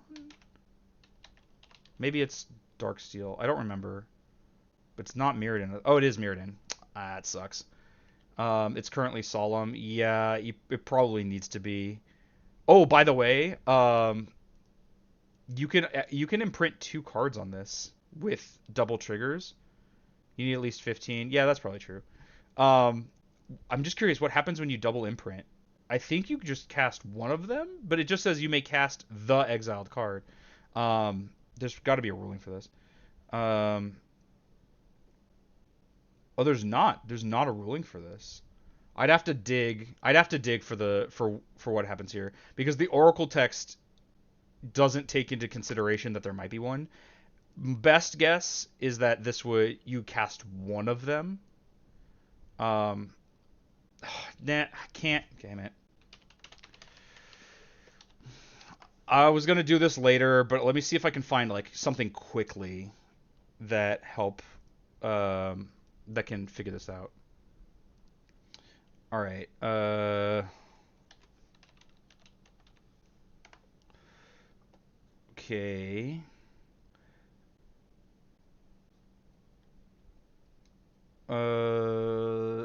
Okay. There's not any specific thing that I find. That's not something I find immediately. Um, someone did this and they said they got both, but they weren't a judge. That's possible. I just don't. There's nothing in my knowledge base that answers that question. Like I don't have a clean way of saying one way or the other. What would make the most sense to me is that you would pick one, but unfortunately this is a rare instance where the wording on the Oracle text doesn't resolve the issue, and I don't know of the rules that would account for that. It's possible. It is possible, but I'd have to find a reason myself or hear from a judge who has good reason, who can explain the reason for it. Yeah, what's the ruling judge? Yeah, okay, I get it. All right, they did it with Soul Foundry Knight Isocron, so maybe it's not relevant. That does help actually, because if we look at the wording, that could help us. It's possible that Soul Foundry works a little differently, because this exiles a creature card. Create a token that's a copy of the exiled card. X is the mana value of that card. Yeah, that doesn't answer the question either, but maybe there's a ruling. It doesn't look like it, because all of these are from 2004, before there were any ways of getting more than one card under there. Yeah, okay. It doesn't answer the question. Yeah, so I'd be curious to know. I'd have to look into it. Panharmonicon is obviously great. Path to Exile, Pearl Medallion, Prison Realm. Oh, this is another Oblivion Ring type effect. Sure. Yeah, and also, like, with your Oblivion Rings, that's another thing to keep in mind. Like, one, you're going to need Wraths a lot less. And also, things like Hour of Revelation are going to blow up your Banishing Lights and Oblivion Rings and give your opponents all their cards back. I think you gotta chill on some of these Wraths. At the very least, like, Hour of Revelation is not that good, and Austere Command might too often blow up too many things that you care about, and not have a clean way of just destroying what you don't mind destroying. All right, rebuff the wicked, counter target spell. That is this the white? Is this the white avoid fate counter target spell that targets you or a permanent you control? This can't be the best card from that set. This is from Planar Chaos. That's what I thought. Okay, what is your Planar Chaos card? There's no way. Maybe you just like the card and you want to. Like, my Stronghold card is currently Horn of Greed because I can't afford Mox Diamond. I mean, yeah, sure. Mana Tithe, rebuff the wicked, Dawn Charm, White Mane Lion. White Mane Lion has to be much better than rebuff the wicked, right? Because that's also a trigger. You can save 2 creatures from a wrath or from removal. You can just get them for their come into play triggers again with Elesh Norn. Enters the battlefield. Yeah, this isn't a cost, it's a trigger. White Mane Lion, infinite combos galore with Elesh. Also true. Yeah, you can go cast White Mane Lion, pick up White Mane Lion and another creature. Not exactly infinite, but you get a lot of value. This has to be way better than Rebuff the Wicked. This is, like, actually good for you. Maybe Puppy Bite, you're just like, again, it's just like, it's a meme card and we have meme cards in here, but you have no ETB mana generation. Sure. So you're not going to go infinite. That's fine. That's not what I was looking for. But at a minimum, you can, like, Carrier Pigeons, as an example. You don't care about that card being in play. It's a 1/1 flyer. Who cares? So, like, if you are getting into a really grindy game, you can just be like, pick it up with the White Mane Lion, get more cards drawing. White Mane Lion also protects, like Rebuff does. It doesn't protect you, but it protects your permanents a little, your creatures at least. You can pick them up. You can, like, rebuy some of your, like, eventually get grindy advantage. This isn't, I'm not looking at this as the, you can pop off and go infinite version of that. Just, like, it protects your stuff and it gives you grindy advantage. And Rebuff the Wicked is just so frequently blank. Just in case a Stonecloaker instead of rebuff, counter nerder? Do you mean counter murder? Yeah, I know it counters murder, but so does White Mane Lion. Stonecloaker is also pretty good. It might actually be better. It's actually probably better than White Mane Lion. I forgot about this card. I used to play this all the time. I love this card. 2 and a white, 3/2 flying. It doesn't have flash. Oh, it does have flash. When it enters the battlefield, return a creature you control to its owner's hand, and when it enters the battlefield, exile a card from a graveyard. No, this has to be way better. Yeah. Yeah, I didn't even realize it wasn't on the list. Thank you, Peachy Keen. This is like the downside of me not knowing every card that could be a replacement. But Stonecloaker has got to be way better than Rebuff the Wicked. And it does what White Mane Lion does. Obviously, it costs more mana, but you also get Graveyard Hate while you're at it. Yeah, this card's very good for you. I think I've convinced you, so I don't know why I keep arguing, but yeah. Renounce the guilds. Each player sacrifices a multicolor permanent. It's fine. It's okay. It's cute. It's like whatever, but yeah. Route we already went over. Scepter of Eternal Glory. Oh, this is a card I don't know. It's a Warhammer card. 4 mana legendary artifact. Tap, add a mana of any color. A 4 mana mana rock is not that big a deal, but oh, it taps for 3 of a. Oh, okay, this is a Gilded Lotus if you have 3 planes. Yeah, seems great. That said, also cards like this also make me kind of want stuff like Thawing Glaciers. I know you're gonna have like 30 planes or whatever, but I just like Thawing Glaciers, and but Exile's probably better anyway. Search for Glory. 2 and a white, snow sorcery. Search your library for a snow permanent card, a legendary card, or a saga card. Reveal it, put it in your hand, then shuffle. You gain a life. Obviously, you're not going to make any snow mana. You don't really have. You get at most 1 snow basic, and it costs you your Ice Age card, so probably not. But it is just a search for a snow. I don't think. Do you even have snow permanents? You might from some other set, but my guess is this is for a legend or a saga. We know you have Elspeth Conquers Death. What legendary creatures do you have? This is not legendary, right? This isn't legendary, I don't think. It gets Loran. That's pretty good. Doesn't get Loyal Retainers. Actually, Loyal Retainers also gets worse if there aren't a lot of legends in your deck. Gets Mangara, but I don't think Mangara is actually that relevant. It's certainly not worth spending 3 mana to search for him. You added Cloaker. Okay, I'll refresh in a second. Mentor the me. Okay. Preston the Vanisher. Okay, there's a legend, I guess. Oh, it gets the 1 ring? Oh. Yeah, okay. Yeah, that's fair. That said, I don't think you have enough legends to support Loyal Retainer. You have like 3. One of them's not worth getting back. I guess 4, and 2 of them aren't worth getting back.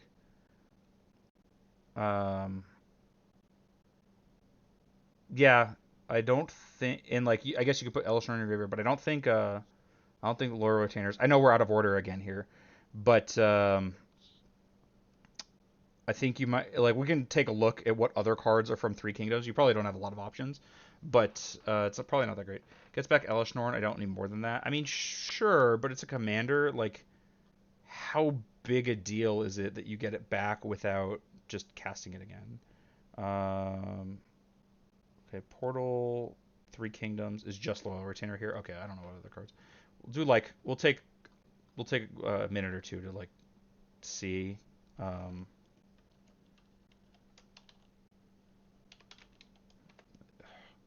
is it a colon? It's probably not, right?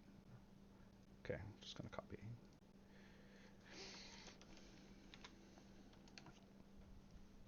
There's probably not anything that's good. Like if I don't see something immediately, that's just like, all right, cool. Oh, Guan Yu's 10,000 Li Mar or 1,000 Li March, a card I wanted for Hilda, but I didn't want to pay $75 for it. Uh, Kongwing's probably not good. I wonder if there's anything that has like a decent come into play trigger. You can play Ravages of War. Don't play Ravages of War. There's probably nothing good in here. Whoa, whoa, whoa, whoa, whoa. This gains you 2 life. That triggers with Elesh Norn. It gains you 4 life. How do you beat that? That's premium life gain. Oh, this one gains you 4 life. Um, Premium life gain. Okay, yeah, there's nothing good in here. That's what I thought. You can play a basic land. They have basics from there, but Three Kingdoms basics are also pricey. I remember once I had a game where like, often you're trying to figure out in EDH how competitive your opponent's decks are. And this one guy was like, people were like, oh, it doesn't seem like he's like that much of a threat. And I was like, no, no, no, no, no. Look, he's got Three Kingdoms basics. This guy's deck is like, he put a lot of thought and effort into this. This is not just some deck he threw together. It doesn't say draw a card. Okay, lots of your Lord Retainers doesn't say draw a card. Circular Waste, fine, I guess. It seems like you're trying to win with Moonshaker Cavalry, so sure. Slepsy go wide. Sensei's Divining Top. I wonder if there's anything better from Champions. I think Top is overplayed, but it's also possible there's nothing better from Champions. Isamaro's bad. Yosei is not great for you. Ghostly Prison is overplayed. Okay, Top's probably the best thing, yeah. Savine's Reclamation. Get a permanent with mana value 3 or less. You have enough of those, I think, right? Yeah, it looks like you have a decent number of those. Okay. Silence, another card that makes Isochron Scepter good, but is bad otherwise. I don't like Silence at all. This is just a cut. Below Retainer says get back Elesh Norn MOM, which says draw an extra card when I ETB a thing that says draw card, like carry. Okay. All right. I'm not entertaining that one. That you know what you just said. We're not talking about it. Just a quick check of what set Silence is from. I mean, honestly, you could probably just cut it. M10. There are probably very few options. Baneslayer, Planar Cleansing. Yeah, you can just cut Silence. It's just not good. This is good in CDH. It's not good outside of there. Smothering Tithe is great. The swords, I'm guessing, the Sword of Hearth and Home is just like, well, I guess getting a basic land is really nice, and blinking a creature is really nice. Okay, sure. Yeah, actually, that's good. Unfortunately, there's not a way for this blink to synergize with Mangara, so as much as I've been pointing at everything that makes him better, this one doesn't.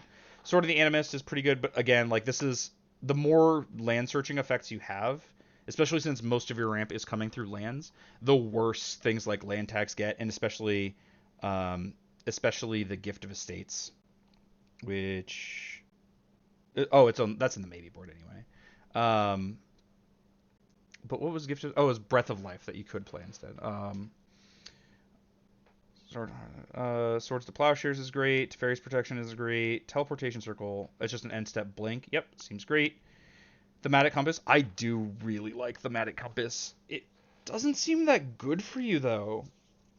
I don't think you want to pay into it. You're probably not going to have the mana to, like, randomly spend 3 mana into this very often. It's only in one of my decks, and it's in the deck where sometimes I can pay it to it, and the backside is insane. The backside is pretty good, I guess, but it isn't. I guess it's just kind of a ramp spell once you get to 7 lands. It's okay. Never pay into that card. Okay, so I agree with you, Beachy Keen. It's Journeyer's Kite, and I wouldn't be happy activating Journeyer's Kite either. The deck I have it in is a control deck. There are some turns where I'm like, I'm leaving up counter magic in case someone tries to kill the table. Nobody did. I guess I'll get a land. And in which case, it's like I might as well spend the mana. Think of it as Rampant Growth that gives you a good land. It's that or Settle the Wreckage. I mean, Settle the Wreckage is good, and I think it's better than some of your other Wraths. I know it's not a complete Wrath, but at least it doesn't kill your stuff. And it's 4 mana, and it's Exile, and it gives your opponent lands, which is actually good for you, because now it turns your land tax back on. It does give them a lot of stuff, which is a little unfortunate, but Cellar Wreckage might be better. I do like the backside of it. It's just like, I don't know. I don't know how good it is outside of a control deck. It probably does the same thing, so maybe it's still good. I'm really torn. Settle the Wreckage is pretty reasonable as a replacement. I'm not sure. Yeah, I really don't know. The Immortal Sun, draw an extra card. Spells. By the way, this card is very interesting to me. There's a lot of stuff in Magic where we're like, I don't think Legion's Landing is that good for him, honestly. I mean, it gets him 2/1/1s if Elesh Norn's in play, and like, it does also flip into a land, but it's like, how much is activating that land going to be useful? I mean, it's an option. It's worth considering. They're all a very similar, like, 6 or 7 out of 10 for me. So, like, I don't know. It is a reasonable option. One thing that's funny about the Immortal Sun is I sometimes ask myself, like, how much does a certain effect cost in Magic? So, like, if you're at, like, how much does accelerating 1 mana cost you? It costs you 2 mana, right? Mana Rocks, Rampant Growths, that we've reinforced over and over through the years. Like, this is how much you should pay for this effect. How much is get an extra, or like get to play an extra land each turn? It's like 1 to 2 mana, right? But one mechanism of like breaking the rules that is actually hard to get a value for is draw an extra card each turn. Because you could point at Howling Mine, but that also comes with the cost of your opponents are doing it. You could point at the Immortal Sun, but it has all this other text on it. You can point at Staff of Nin, which also says tap to deal a damage. There actually aren't, I don't think there are that many cards that just let you draw an extra card each turn. If there are, they do very weird stuff, or they're symmetrical or whatever. Like, how much mana should I draw 2 cards a turn cost is, in 30 years of Magic, still unanswered. Isn't that, like, kind of neat? It's like kind of weird and kind of neat, I think. Yeah, it's a fine card. But yeah, it's mostly that thought that was interesting to me. One Ring is obviously great. 3 and Dynamo, well, you need mana, and also Artifact mana helps with the stuff like Archaeomancer's map. By the way, map is getting worse and worse as we see these land accelerations. Um, Throne of Eldraine, 5 mana legendary artifact. As enter battlefield, choose a color. Tap, add 4 mana of the chosen color. Cast it. Use it to only cast monocolor spells of that color. That's a lot of mana. 3 tap, draw 2 cards. Spend this mana only to active. Spend mana only of the chosen color to activate this ability. Yeah, that seems pretty neat. Obviously, you can't cast artifacts with this, and like there's some amount of artifact acceleration, but there's actually not that much. Also, you can use it to cast Archaeomancer's map, which is an artifact. Yeah, this card seems sweet in a monocolor deck. Yeah. Wayfarer's Bauble is great. Wedding Ring. Oh, I need this card for my Judge's Tower. I just didn't want to spend $40 on it because you need this and like a copy of it to be the token. 2 white, enters the battlefield. If it was cast, target opponent creates a token that's a copy of it.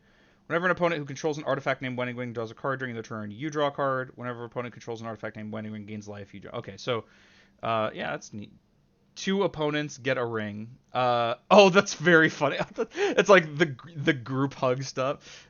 Thruple marriage, phenomenal. Well, hold on, but you have the one ring to rule them all. What you gotta do is you gotta find a way to give away your copy of the Wedding Ring, and then also find a way for the one ring to take all the wedding rings. I don't know, but that's all right. That's funny. It's also just a fine. Like it's okay. There's probably not a lot better than this from this set, I'm guessing, and it does draw you cards. And actually giving multiple opponents this means you get 2 extra cards, and your opponents get 2 extra cards, but not the same player. This is from Crimson Vow. That's what I thought.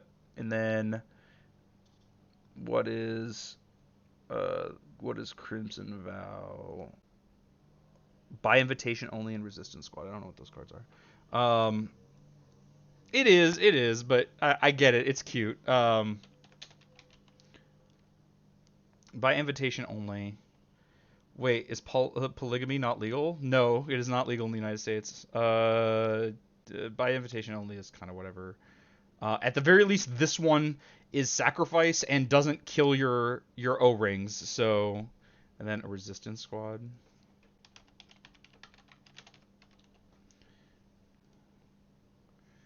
When enters the battlefield, if you control another human, draw a card. Depending on how many humans you have. I mean, it does say draw a card. If you have enough humans to support this, it's probably better than the Wedding Ring.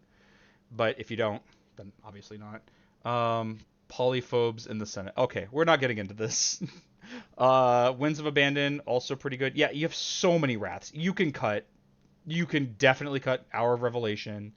We'll see if if you can replace it with something better than something that's in here, but this card definitely can come out, and it is Zendikar, or it's Hour of Devastation. That's what I thought. Okay. What's the Hour of Devastation card? Oh, it's just this. Okay, so maybe yeah, like Hour of Revelation almost certainly needs to get cut. You have a lot of wraths, and this one blows up your O-rings. Wedding Ring is specifically from the Commander set. Yeah, I saw that. But isn't that Commander set attached to? Aren't you considering these 2 the same set? Mirage Mirror instead of Hour of Revelation. Does Mirage Mirror do that much for this deck? I know the card's good, but what does it really do for this deck? Oh, you're not considering them different. Oh, I thought it was if it's Crimson Vow and Crimson Vow Commander, that's one set. Angel of Condemnation.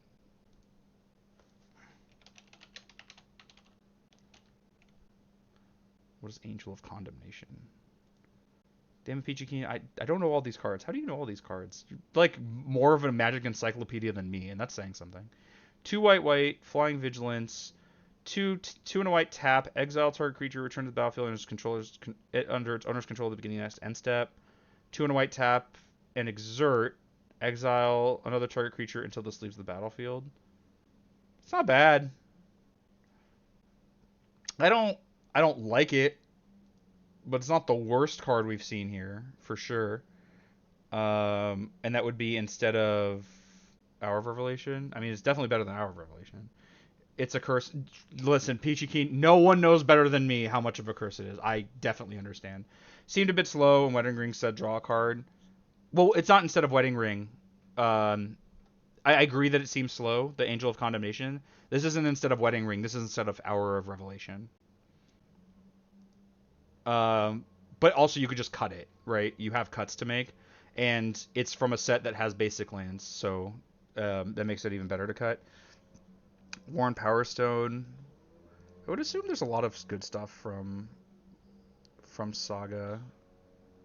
Is this really the best thing from Saga? I mean, I wouldn't be surprised, but I'm a little. The Cycling Desert. Oh yeah, the Cycling Desert is also decent. Um, though there are a bunch of cards that care about having a lot of planes, so if you do need to play it, you will wish it was a planes most of the time. Um, Urza Saga. It just says Warm Power Stone. Okay, there might be something better, but obviously we don't know. Urza Saga just has so much good stuff. We'll do a quick check.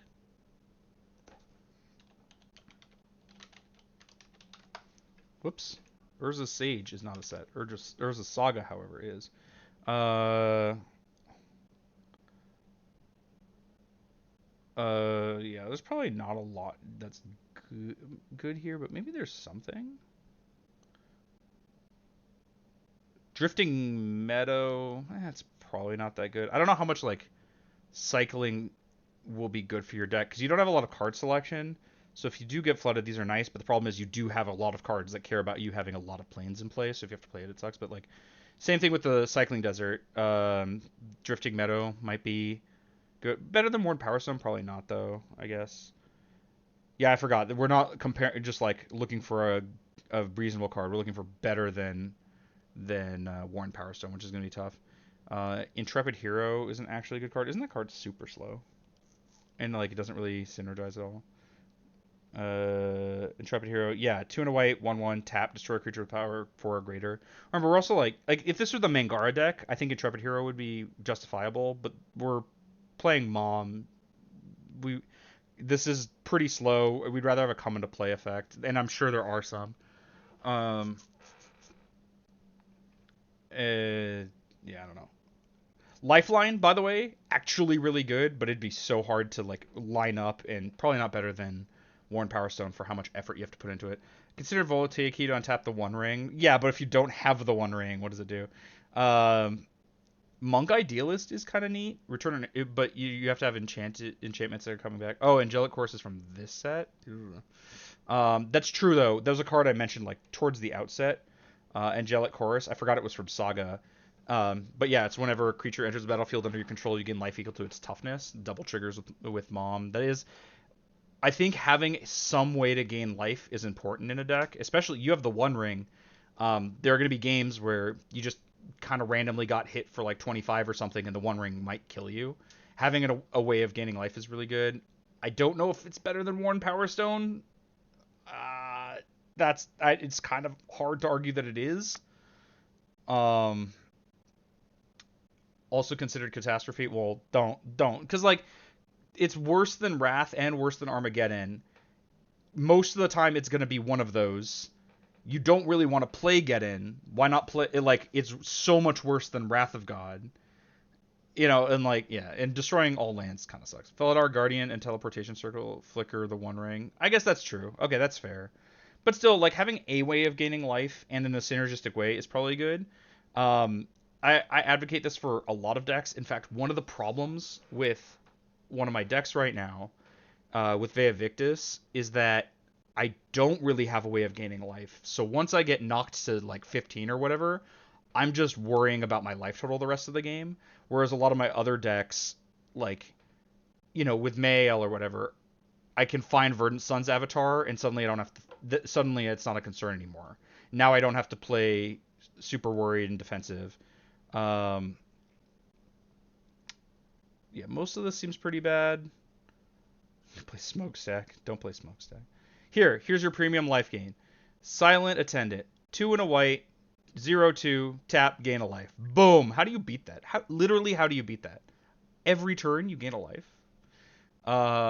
You're saying life gain, so I don't have to worry about dying, right? Yeah. Now I know you're gonna say like Angel's Grace or whatever, but that protects you once and then leaves you at one. Now you have to keep worrying. Even if you think the Angel's Grace like solves that problem, it still kind of doesn't, right? And um and like the life gain can do it proactively. You can well, like I said, Puppy Bite, that doesn't actually do it. And it can happen proactively is the other part of that. Most of the time with Verdenson's avatar in Mayal, I'm not. It's not coming into play to save me from dying soon. It's coming into play way earlier than that, and I never get to the point where I'm dying. Angel's Grace doesn't do that. Um, and again, once you cast Angel's Grace, okay, frequently now you're at one. You still have the same problem. Plus, you're playing Everyone Lives and Teferi's Protection. You don't need it. And Angelic Chorus might not be worthwhile. Worship, by the way, is probably not good. But um, it might not be. Angelic Chorus might not be better than Warren Power Stone. I think it's definitely better than Angel's Grace. Just because of like how EDH plays out. Obviously in CDH, no, the game is way too fast and like some 5 mana do nothing enchantment is mega garbage. I think if a CDH player saw it in someone's deck, they would laugh themselves into a coma. But most games aren't CDH. Most games people are playing more casually, and then like life gain is kind of relevant. I wouldn't say play like 15 mega life gain cards. I'd say like play 2 or 3 maybe, and that if they do the thing in a way that lines up with your deck, which this does. The only life gain in the deck is inspire at the moment is Inspiring Overseer. When it enters the battlefield, you gain a life draw card. Yeah, okay, that's not really life gain, right? And that's what I mean. Like, just imagine a game where, like I said, you just get it's kind of an aggressive start from everybody. You just get attacked down to 15. The rest of the game, you're like, do I have blockers in case they develop an attack? Do I have to worry about? But like, okay, Angelic Chorus, you gain like 16 life. Now you're not worried anymore. You know? May I have to accept that your mono white, no duplicate set, insane restrictions won't be able to compete against CDH decks? Also true. Yeah, like that's not who you're sitting down against. You're sitting down against casual players. Having an amount of life gain is pretty good, and I think that does it really well. Um, I still don't know if it's better than Worn Power Stone, because Worn Power Stone is a really good card. I like this card a lot. I think it's something worth considering. And at the very least, like maybe add it to the maybe board, maybe add it to this spreadsheet, so that even if you stick with Worn Power Stone, if you find yourself in a lot of games where this mana is nice, but maybe you could do without it, and or having an amount of life gain would have really made a difference. Just keep that in mind. That's what I'm saying. Angel Serenity is pretty good. Also like Graveyard Recursion, which is nice. Also exiling 6 things with Elesh Norn has to be insane. Aven Mind Sensor, I don't think this card's very good. You have to be able to do better than this, though, right? This is Future Sight. Future Sight has so much stuff. Replying to Peachy King. How dare you personally attack my character with this person? All right. Calm down, friends. Oh my. All right. I'll just let you do. But yeah, what's from Future Sight? There has to be something else. Is it just Aven Mind Sensor? There has to be something better than this. Again, we'll do a quick look. I'm not gonna go card by card. If I could spell, this would be a light easier. Uh, Angel of Salvation. Don't play Angel of Salvation. You can play Baron Glory. How do you beat that card? Coalition Relic, actually pretty good. This is very, very similar to Worn Power Stone. It doesn't give you 2 mana every turn. It gives you 2 mana every other turn, basically 1 mana a turn. But it's colored mana, and like you don't always need the 2 mana. It's a reasonable option. Probably better than the Mind Sensor, even though Mind Sensor is a creature, so and we just want to have some number of creatures. Jokes on you, my mom's okay. All right. Y'all can have fun over there, I guess.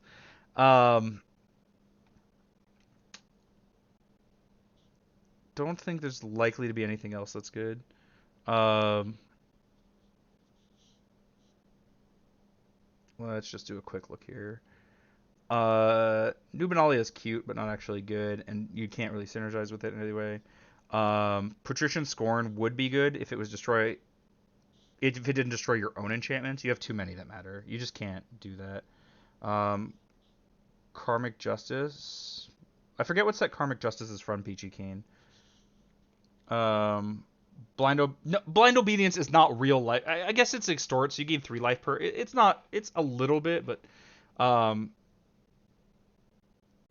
yeah, Warren Power Stone does not accelerate Mom. It does accelerate Mom if you have a tap land or if you just don't have your 4th land. So like sometimes, but yeah, it doesn't actually accelerate into it. A Warren Power Stone lets you go from 3 to 6. So you have an extra mana, I guess. Scout's Warning. Excuse me. Puppy Bite. Scout's Warning says draw a card. Excuse me, sir. Excuse me. Uh, you can get double Salt Skitter triggers. That's not actually good. Set's Tiger. Set's Tiger is actually kind of cute with something like Stonecloaker, by the way. You can keep giving yourself protection from a color. It's probably not that great, but it is better. Is Flash even good though? No, it's not. I'm joking. But Peachy Keen, remember, Puppy Bite was going to bat for heal, which is prevent a damage, draw a card later. This at least draws a card now. um, this is from future. You're talking about Set's Tiger. This is Future Sight. So this would be instead of Aven Mind Sensor. And I do think this is better than Aven Mind Sensor. You can also play Zoetic Cavern, which can be a creature if you need it to be.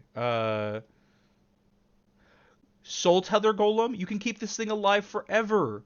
It's 2 mana, 3/3, vanishing 1, and when another creature enters the battlefield under your control, put a time counter on it. You get 2 time counters on it. You can keep your 2 mana, 3/3 forever. Technically ramp. Check the Google Doc.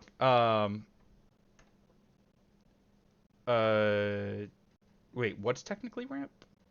I'm not sure what you're talking about, PG Kane. The Zoetic Cavern. Yes, Zoetic Cavern is technically ramp because you can morph it, then flip it face up, and it's just a land now. Um, but I did check the Google Doc. You just added it. Okay, got it. But Set's Tiger is probably better than both of those, if I'm being honest. Um, its ability is it's not great. With Elesh Norn, you do get to give yourself protection from 2 colors, which helps a bit. This is like a pseudo Teferi's protection. It's not exactly that, but it's similar. But with Stonecloaker, yeah, Peachy Keen, this gets a lot better. It gives you a thing that's like worth redoing. Um, Yes, exactly. Yeah, Peachy Keen, that's exactly what I was thinking. Is you can, if you have this in Stonecloaker, which Stonecloaker is already good for similar reasons, but this is why Stonecloaker is good.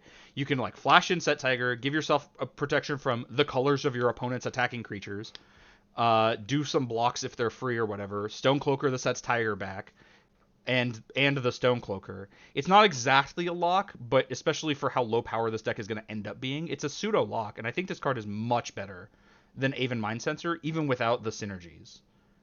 This was like the original mini Teferi's protection. So Set's Tiger is probably better than the other stuff. Infinifog, yes, Infinifog. That's right. I needed to refresh because you made a change. I forgot what the change was. I forgot what you changed. All right, I forgot what you changed, but we refreshed, so now we don't have to worry about it. It reset the display. All right. So cards by type. Okay. Draneth Magistrate. Your opponents can't cast spells from anywhere other than their hands. I guess this is like a neat lock piece or whatever, but I don't know. It doesn't like do anything proactive for you. I know it just stops your opponent's commanders, and that's cruel or whatever, but I made a couple of changes. I don't remember what they were too low. Yeah, I mean, if it's something we've passed, oh well. Elite Spellbinder. It's not a great effect in multiplayer, but that you get 2 of them can be good. It's also just like, again, I know there's what else could. I guess the question is, what else do you get from Capenna? One thing that would be kind of neat, by the way, is if you could organize this by set, but obviously, like, who cares about that except for us specifically right now? Streets of New Capenna, you get. Oh, is it from the commander? Wait, is this not Capenna? Lead Spellbinder. Oh, that's Strixhaven. It's not Capenna. My bad. Strixhaven is a little bit before here, right? No, where's Strixhaven? There it is. Strixhaven. Secret Rendezvous. It's not actually good. Semester's End. I don't remember that card. Elite Spellbinder. Reduced to Memory. Oh, wait. I think I was thinking Reduced to Memory. Oh, hold on. I gotta remember what these cards are.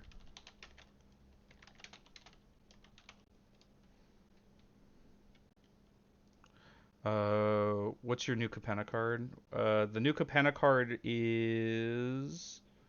Oh, I guess we don't know. Yeah, it's the Inspiring Overseer, which is good. Exile non permanent makes a 3/2. Okay, this is pretty good.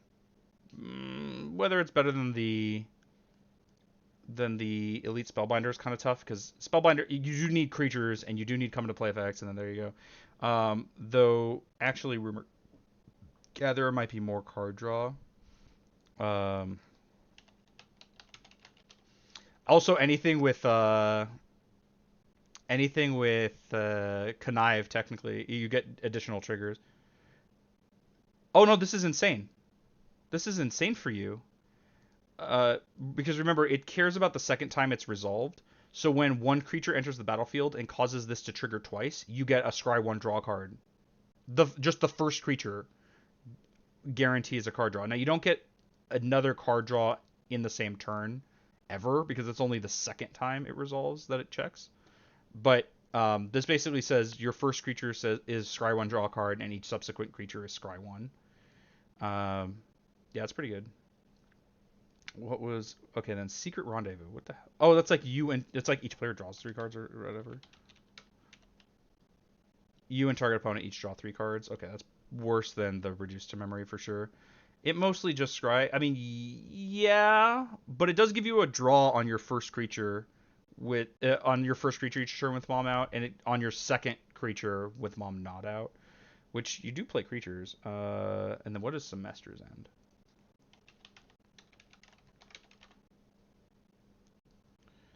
Semester's End might be better. Well, Semester's End is a different set, right? Than the Spellbinder. Oh yeah. Exile any number of target creatures and/or planeswalkers you control at the beginning of your next end step. Return them all to the battlefield. Each of them enters with an extra +1/+1 counter if it's a creature and a loyalty. Yeah, this is really good. This is like another Ghostway, right? It's a little bit more expensive, but they get counters and you can get your planeswalkers. The problem the problem I'm worried about is, I mean, we only started with the creatures, is I don't know how many creatures have come into play effects. We have so many restrictions that, like, we might not see that many of them, and we've already passed a few that don't really have them. Um, but we're playing Mother of Machines as the commander. You do really want to get value out of this trigger and not just have a mono white deck with an arbitrary commander. At that point, we might as well swap this for something else. Mangara is a reasonable option, by the way. Even the 4-mana Mangara might be a better option. So that's why I'm a little worried about cutting the Spellbinder, even though it's worse, I think, than Semester's End. It's just that, well, we need triggers. We need things for the Semester's End to blink, right? You have 14 cards in my ETB payoff section. That doesn't include the draw, ramp, removal ETB cards. Yeah, that's just not that many, right? I know you have them separated by tag, but the tag would make it a little bit harder for me to go over it the first time. Amaria Shepherd does give you the landfall trigger, so like, okay, cool, that's more payoff for that. That's good. Felidar Guardian also great. It's another blink effect. Flickerist, another blink. Grand Abolisher. That's what I mean. Like these random like good stuff cards, you might be better off just swapping this out for something with a come into play effect from that set. So like, let's take a look. We'll use Grand Abolisher as the example. Because this is like a good stuff type card. It's just solid, and of course in CDH it's necessary, but we're playing casual here, right? With all these restrictions, we're playing casual. All right, so this is from M10, or M12 originally. So let's take a look at um, let's take a look at Magic 2012, and just real quick, if there's like anything with a come into play effect. I mean, Aegis Angel technically, but nah, it's not that great. Um, Stonehorn Dignitary, I think, is M12. It's 28 cards for ETB, Tayoff, another Infinifog, or maybe M11. I don't remember. Well, we'll see. Um, Auramancer is, I mean, you do have a decent number of enchantments. They just don't necessarily hit the graveyard, so it's not really that big a deal. Um, this says gain 3 life, Divine Favor. No, obviously that's not real. Um, then of course it has to be the first set that this is from. There, so like some of these aren't even actually here. Like Oblivion Ring or whatever. That's not actually from this set. Stonehone Dignitary is here. I don't know what set it's originally from, so we'll check that. Sun Titan. Sun Titan is really good in your deck, so you might need to play that from the first set it's from, but I don't think that's what you're playing from M10. Yeah, I guess there's really not that much here. Stonehone Dignitary, yeah, is originally from M12. So, like, maybe this would be better. It's a come into play effect. You stop 2 opponents' combat phases, which is okay. It's something, right? I would prefer something that gets a little bit of value. Yeah, I know. It's Sun Titan is M10.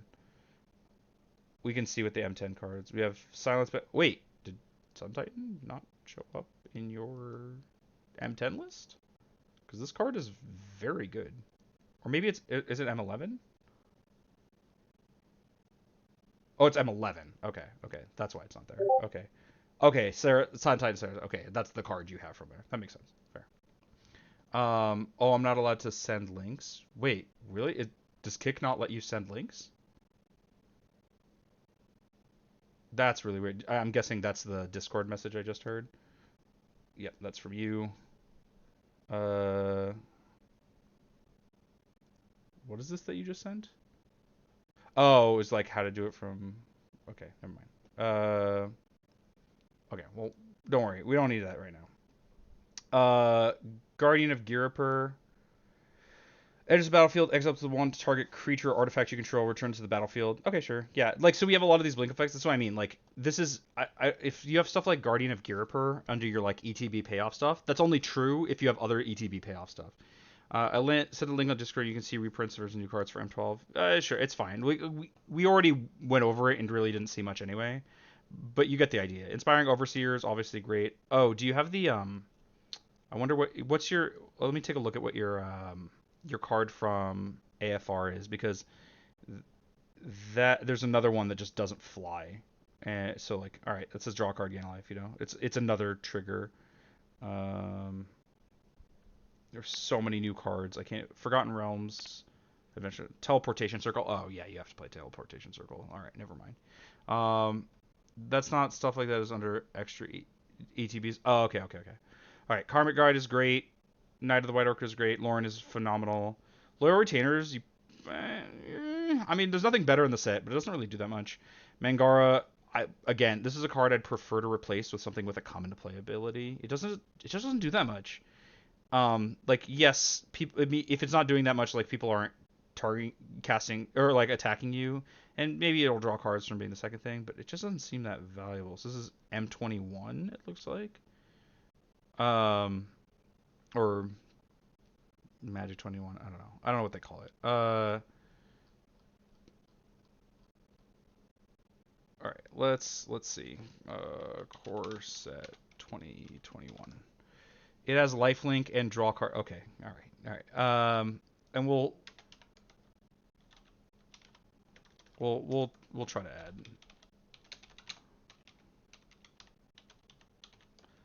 We'll see if yeah. Okay. So we'll limit it a little bit. Badger's Lieutenant isn't the worst. Chrome Replicator is so close. Let's see. Yeah, I guess there's not that much here. Rambunctious Mud is like whatever. But end of battlefield, exile all creature cards with converted mana cost 3 or less from your graveyard until it leaves the battlefield. Until end of turn, you may cast a creature spell from among it without paying its mana cost. Idol of Endurance isn't the worst. I know it's probably worse than Mangara, but I don't know. Wait, I'll drop Mangara from Meteorite. That's hilarious. Meteorite's not from M21. It's not from this set. It's from Origins. Meteorite's from Magic Origins, so you'd have to like Magic Origins sort of the Animist right now. You'd have to cut. Yeah, you would be cutting sort of the Animist from Meteorite. It is very funny, but no, it's not Mangara. Mentor of the Meek. Oh yeah, that also triggers. Yeah, that's pretty good. Moonshaker Cavalry is obviously great. Battlesphere is good. Pilgrim's Eye also pretty good. I like it. Press on the Vanisher. I remember seeing that this is some legend. But I'm like, what the hell is this like random legend rabbit? A 3 and a white, 2/5. When another non-token creature enters the battlefield under control, if it wasn't cast, what the hell? Make a token that's a copy of it, except it's a 0/1 white illusion. How do you 1 and a white, sacrifice 5 of legends, exile target non-land permanent? That effect is really good, but how do you get stuff into? Oh, I guess your blink. Oh, when you blink stuff. Okay, you probably have enough blink to support this. Oh, especially because the token. Oh my god, this actually goes nuts. So with Felidar Guardian. So Felidar Guardian enters the battlefield. You can exile another target permanent you control, then return it to the battlefield under its owner's control. So if you can blink the Guardian, the token that Preston makes will let Felidar Guardian blink itself, making another token which blinks itself. You could basically make infinite 0/1s. If you flicker Felidar Guardian, yeah, okay. Yeah, I mean, I guess it's just one of the million things that Felidar Guardian does. Yeah, if you flicker the Felidar Guardian, you have infinite 0/1 illusion guardians. Mono white Splinter Twin them out. Well, there's 0/1s, so like it only really does something with Moonshaker Cavalry or with Preston's activated ability, and they block. But that is pretty good. Okay, yeah, it just makes blinks way more important because you never want to draw this card when you don't have blink stuff, or if you don't have other ways of putting stuff into play. By the way, Breath of Life, it gets a little bit better with this because that's also having it enter the battlefield without casting it. So does like Unearth and a few other things, but I don't know how much access you have to good cards that do that, and even without restrictions. Recruit of the card is great. Resolute Reinforcements. 1/1 flash enters the battlefield. Make a 1/1. Sure, it's fine. Resto is great. Skittering Surveyor. It's just another. This is another Pilgrim's Eye, right? Yeah. Okay. Is Pilgrim's Eye really the best card from Worldwake? I mean, maybe it is. Worldwake wasn't a great set other than the couple of standout cards. But I was just curious. Marshall's Anthem, Pilgrim's Eye, Stoneforge Mystic. Yeah, I mean, for me, it'd be between Marshall's Anthem, because Marshall's Anthem, you do get the double trigger, if I remember right. Yeah, when it enters the battlefield, return up to X creatures. So this is like a mass resurrection effect, and you do have like some payoffs for reanimating. It's tough because Pilgrim's Eye getting a land is a lot of like meat and potatoes type effects that you need. This should be probably a very real consideration as a replacement, just because you do get the double trigger. It's expensive, but it ends up being like, you know, pay X, reanimate X things. It's not exactly that. It's pay X, return double X things. But Everflowing Chalice is medium potatoey too. Yeah, also true. Um, but the Pilgrim's Eye is also a creature, which is relevant. It's a thing to blink, which is relevant. It has a come to play, which is relevant. Whereas Everflowing Chalice is ever only how much you pay into it in this deck. And God forbid you ever have to blink it for whatever reason. Skyscanner, yeah, Skyscanner's sure, yeah. Solemn, sure. Spirit and Companion is amazing. Stonecloaker, oh, that was the card that you added, Stonecloaker. We hadn't gotten there yet. Okay. Sun Titan's great. Thalia's Lancers enters the battlefield, search for library for a legendary card. I'm guessing this is another the One Ring. You don't have that many legends, even like because once you like, what if you just have the One Ring? Is this just blank? You have some legends, but they're not that good. Thalia, Garden of Thraben might screw you, actually. You have a lot of non-creature spells. Like, look at this. You have 56 hanging out here. I know you have to make a lot of cuts. But, let's take a look at what else is in Innistrad. Loran. What about Loran? I'm not sure. Oh, right. Loran is a legend to search for. Yeah. I guess that's true. Innistrad. Mentor of the Meat. Oh, no, it's Dark Ascension. Is Dark Ascension really? Oh, the Emeria Lane's also legendary? Oh, because it's a legendary card, isn't it? Okay, sure. Yeah, it's different than the loyal retainers in terms of what's relevant for it. That's fair. Yeah, the Lancers are probably good. The loyal retainers, I'm still pretty opposed to. We're as of right now, we're still only looking at enters the battlefield stuff. This doesn't do anything. Remove target attacking or blocking creature from combat is not super relevant. Uh, Tapping a creature is not relevant. Okay. Is there anything that doesn't say that? That's good. Probably not. Yeah, I just like maybe just cut Thalia. It's just one of those. She's kind of bad for. She's kind of bad for you. Doesn't do anything positive. Uh, Archangel's Light. Oh God, what did I just skip over that you're excited about? Archangel's Light. 7 in a white. Gross. Sorcerer. Gain 2 life for each card in your graveyard. Shuffle your graveyard into your library. All right, we're all right. Okay, we're moving on. We're going to the next card. Thraben Inspector is great. Wall of Omens is great. Weather Wayfarer is fine. White Plume Adventure is great. Okay, let's talk about the maybe board. This is what I was excited for. Abu Jafar was the first card that struck my eye when I looked at both the deck and the spreadsheet, and I was like, "What is this card? I need to know what the hell is going on with this." Magirl, Abu Jafar. All right, wait, is this not a guy? All right. Or are you saying Thalia is your girl? Abu Jafar, 1 for 0/1. When it dies, destroy all creatures blocking or blocked by it. They can't be regenerated. Yeah, just don't play as Arabian Nights card. If this is where we are, just don't play that. Yeah, okay, I figured that was for the. Uh, okay. Why is this even in the maybe board? Is it because it's funny? Um, Abu Jafar, it's not great. Isn't there another card that does this? There's another card that does this that's just a 1/1. Obviously, it's not from the same set, but like it's just not good. Okay. Aerial Extortionist, 5 mana, 4/3. When it enters the battlefield or deals combat damage to a player, exile to one target non-land permanent for as long as that card remains exiled. Its owner may cast it. Those cards good. I feel like this card should be in here. Alaborn Zealot, is that the card? Arabian Nights has great lands. Arabian Nights doesn't have basic. It only has the non-basic lands. Elephant Graveyard, Alan Block, Diamond Val. Yeah, okay, no. What is Alaborn Zealot? Is that the card I was thinking? I'm thinking of some card I remember seeing in 10th edition. So I don't think this is the card. Oh, also this exists. Um, yeah, okay. Bazaar of Bad Egg Dad.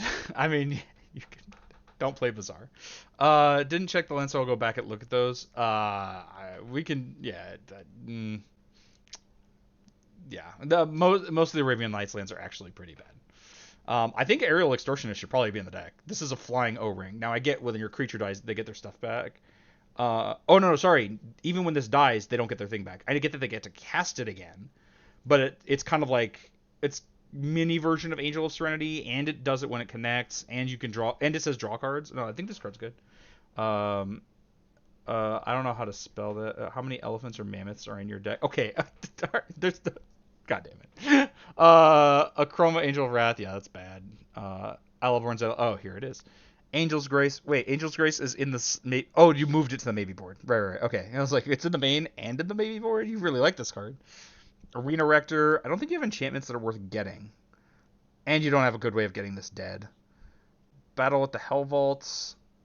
For 6 mana, first and second chapter are for each player, exile up to one target non-saga, non-land permanent that player controls until this leaves the battlefield. That includes yourself, but you get a blink. They get the thing back. Okay. And then create Avacyn with an 8/8. Yeah, that's not that good. Oh, right. Planeswalker. Well, we didn't see any Planeswalkers. And you still can't get it dead. There's not a single Planeswalker in your deck. That's even worse. Yeah, I'm so used to thinking about Academy Rector, but yes, it's Arena Rector. Carrier Pigeons actually might be okay. I've come around on this. It's grindy card advantage. It sucks that you draw it on the next turn. It sucks that it's 4 mana, but it does draw cards.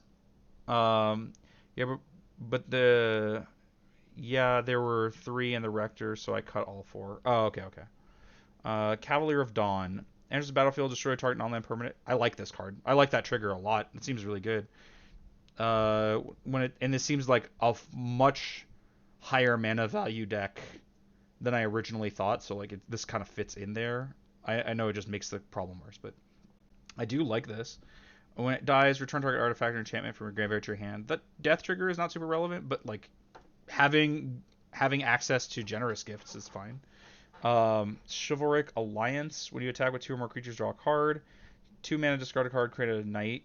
All right, that doesn't need to be here. Cloudstone Curio. I mean, yeah, you can do some stuff with this, but honestly, I think you're better off with something like Stonecloaker, where it's kind of built into the card and the card does something on its own.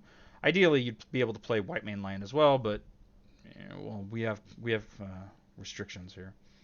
Also, you said there was Horn of Greed. I didn't see that. Maybe it's in the maybe board. Conch Horn. 2 mana, 1 tap, sack, draw 2 cards, put a card from your hand on top of your library. No, this card's bad. Oh my god, that card's so bad.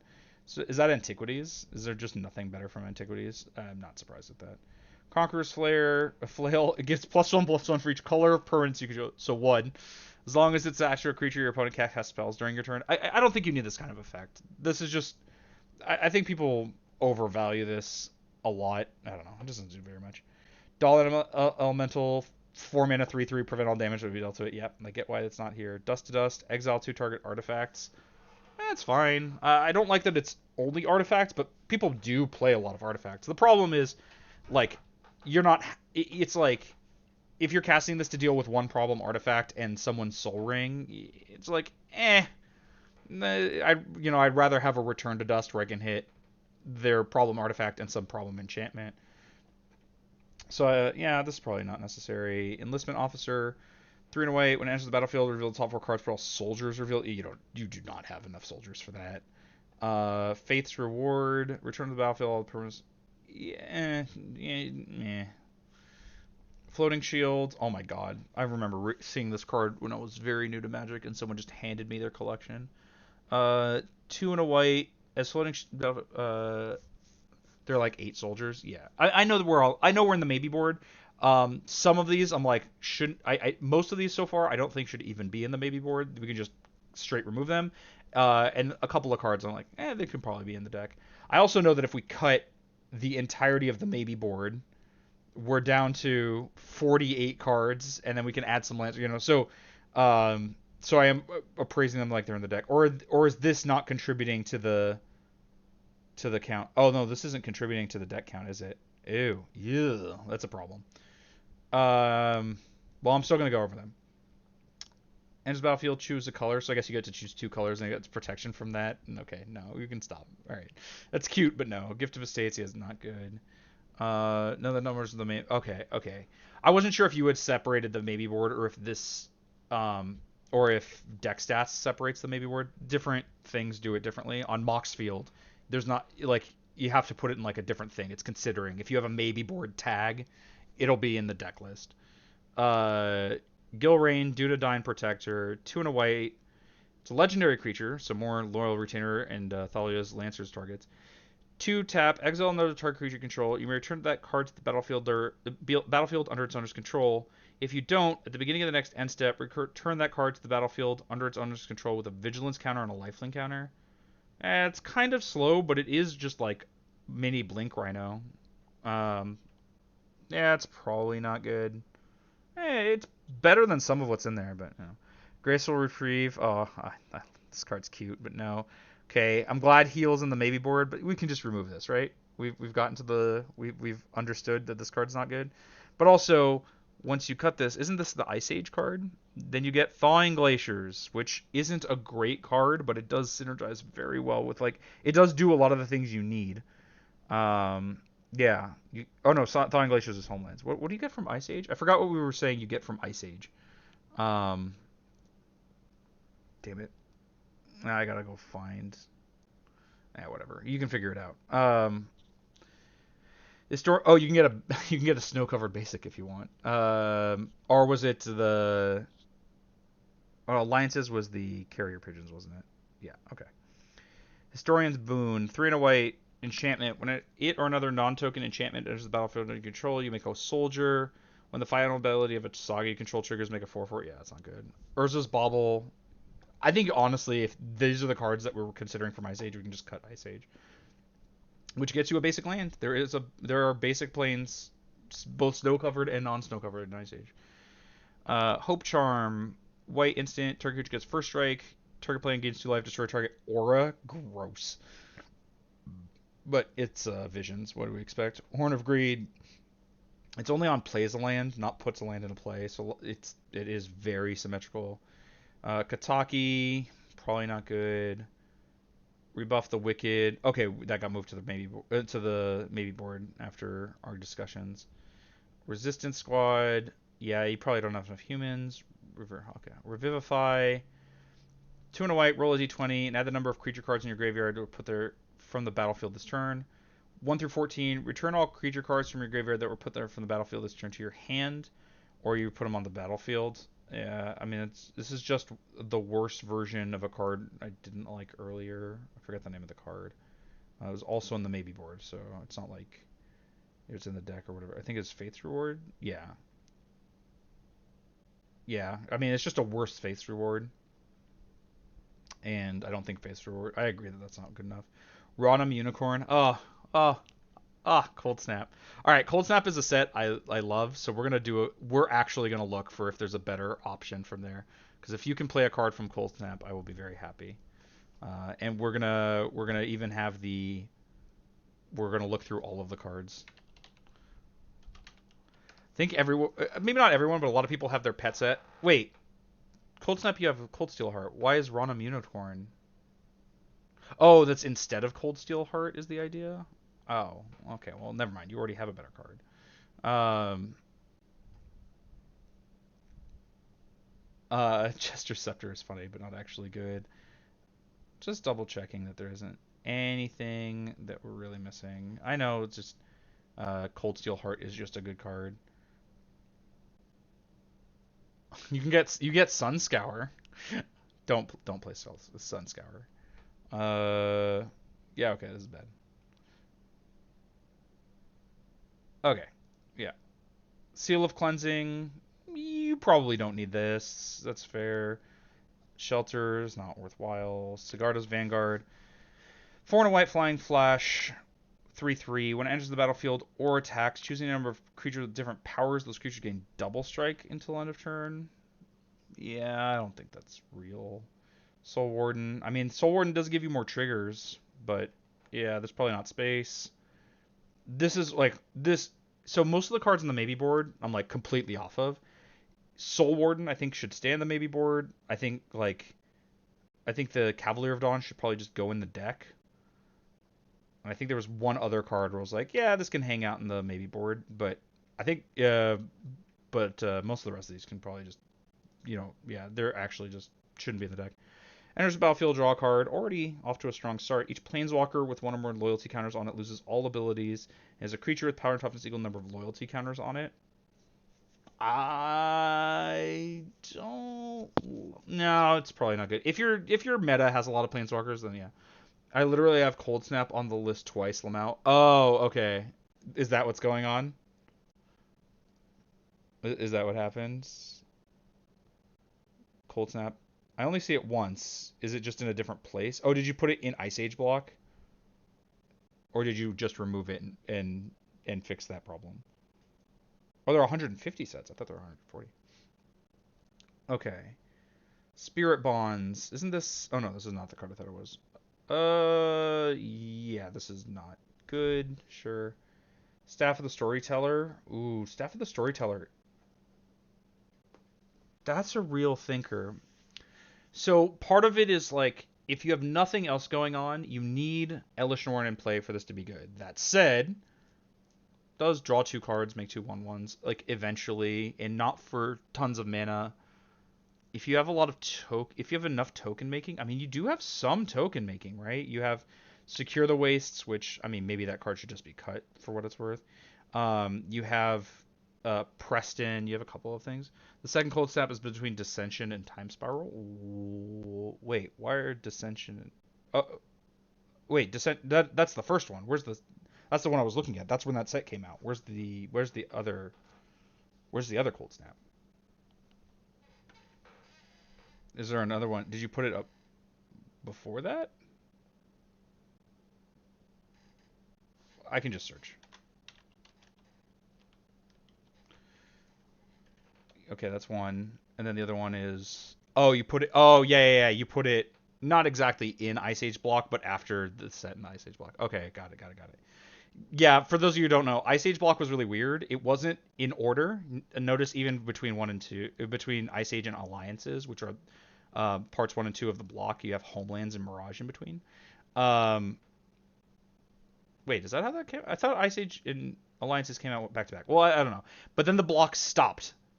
Blocks used to be always three parts, and then it just didn't happen for like another 10 years until they just threw it in as like a set between Dissension and Time Spiral, because there used to be release problems of like they wanted 4 sets a year, but each block is 3 sets, and you don't have a core set every year. So Cold Snap was one of the solutions to that problem. So that's why it's like so far removed from the block. From the block that's a part of. Staff of the Storyteller, this might be worthwhile. I guess you need like a reasonable expectation that you will make a token one other time, because that's the thing. Oh no, this doesn't draw 2 cards. So, oh, I might have to check the wording. Hold on, because with Elesh Norn, obviously you get 2 tokens, so that makes it puts 2 counters on it because the trigger resolves twice, and I guess it's whenever you make one or more. Wait, no, does that change anything? I'm trying to think, because I guess it's not triggering on a token entering the battlefield. It's when it's being created. Yeah, okay. Wait. Damn it. Gotta go back to the comp rules. Um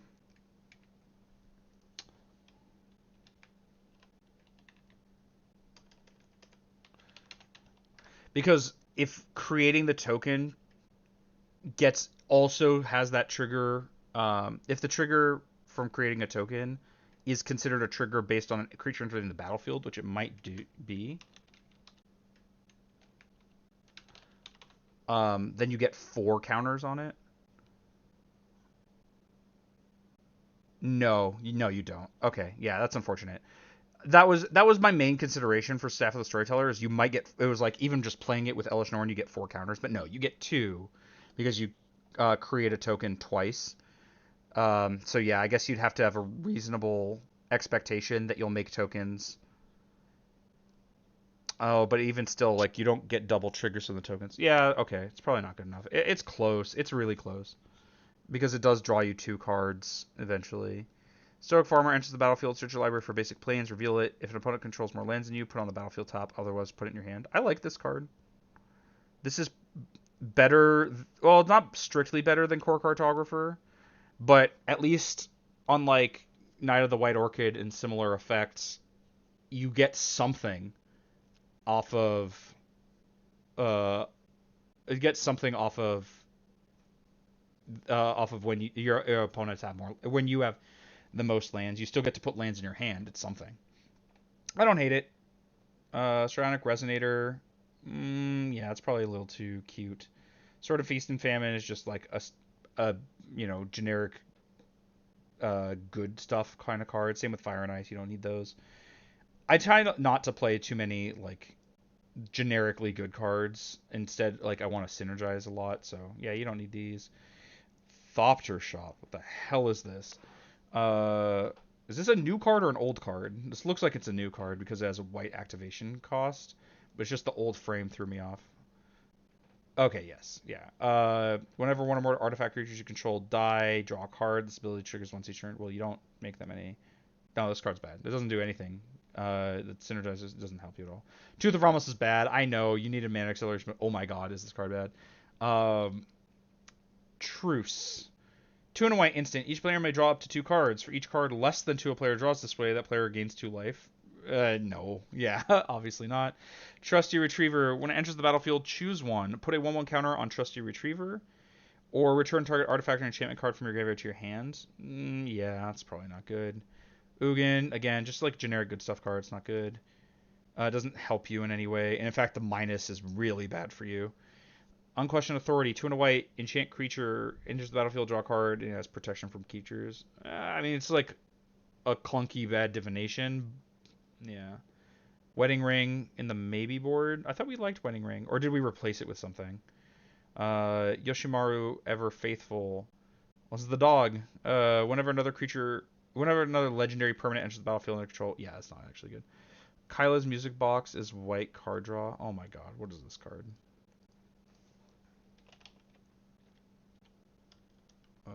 Or Kayla's. Didn't even know this card existed. Peachy Keen. What is? Oh, it was Brother Wars Commander. That's why. All right, 2-mana legendary artifact, searchable by Thalia's Guardian. Thalia's Answers. Okay. White tap. Look at the top card of your library, then exile it face down. Tap until on turn you can play cards you own exiled with it. It's okay. It's again, look how like this is a pseudo draw an extra card every turn, and look how like weird and clunky it is because you just don't get that effect directly. Yeah, it's an option. It doesn't do it in any like synergistic way. There was another card. Oh, right. I wanted to like okay. Subtype dog. Add.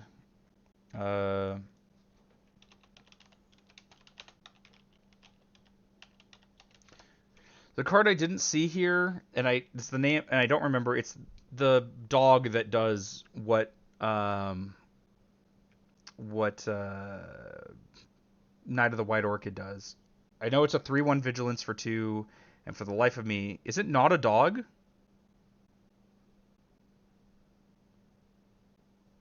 Loyal Warhound, that's it. Okay. What's that? This is from AFR. So what's the AFR card? I forgot. I know we asked this before. I simply don't remember. There's too much information to go through. Teleportation circle. Oh, yeah. Okay. Yeah, it sucks that like it feels a little bit like the experience of drafting sometimes, where you'll have 3 consecutive packs where there's just nothing really good for you, and then you'll have one pack that has like 6 good cards, and it seems to happen all the time here. Of like, yeah, most sets don't have anything good, but if a set does have something good, it has many good things that you have to give up for teleportation circle or whatever. Okay, so that's why Loyal Warhand is. It's not Loyal Watchdogs, Loyal Warhand. I was right about it being loyal. But I guess yeah, you don't. Yeah, teleportation to circle is too important. So yeah, like as far as cuts go, because now we've only just gone through the like list. I think all of this maybe board can get removed, except for putting the Cavalier in the deck. I actually kind of like Carrier Pigeons at this point, just seeing how this deck looks and what my thoughts are on it so far. And there were a couple other cards that were like, hold on, what were they? I think Dust to Dust can hang out on the maybe board. Gift of Estates. I think Breath of Life is almost playable for you. There's also like there are a few white reanimation cards. There's also I think it's like Miraculous Recovery or something. Yeah, hey, I do remember this. I think it's an instant, which is why this is relevant. Yeah, 4 and a white instant. Return a creature from your graveyard to the battlefield. Put a +1/+1 counter on it. You don't care about your specific creatures that much. I get it, but like there are some you do, and it gives you the come into play effects. Also, this is an instant. Also, like it's a good card from Visions. And you do have a little bit of like, well, I'm okay with wrathing my board because my stuff sucks, and getting it back would be kind of nice. You have a little bit of a reanimation theme. It also works with Preston. Like, there's enough where you might want to consider Miraculous Recovery and also Breath of Life, which, if you remember, we talked about this earlier. This is from Portal, and your Portal card was Gift of Estates. Or is this from Starter? I don't actually know which came first. Can we maybe zoom in and see the date on here? Starter is 95 to 99. I think Portal is 95 to... Okay, I just don't know which of these came first. You'll have to like research. I don't want to figure out which of those came first, but it's from a set that you don't really care about. and it's a reasonable effect. It's not great, but it's something that does work a little bit well with what you're doing. I'm curious what your card from starter is, if you can find it. Oh, starter is 99. I know starter is 99. Oh, you don't even have it on here. Maybe that's not like a set with unique cards, but yeah, that's something to consider. There's a starter 1999. I think it's from Portal because Portal was before. I'm pretty sure Portal was before Starter 99.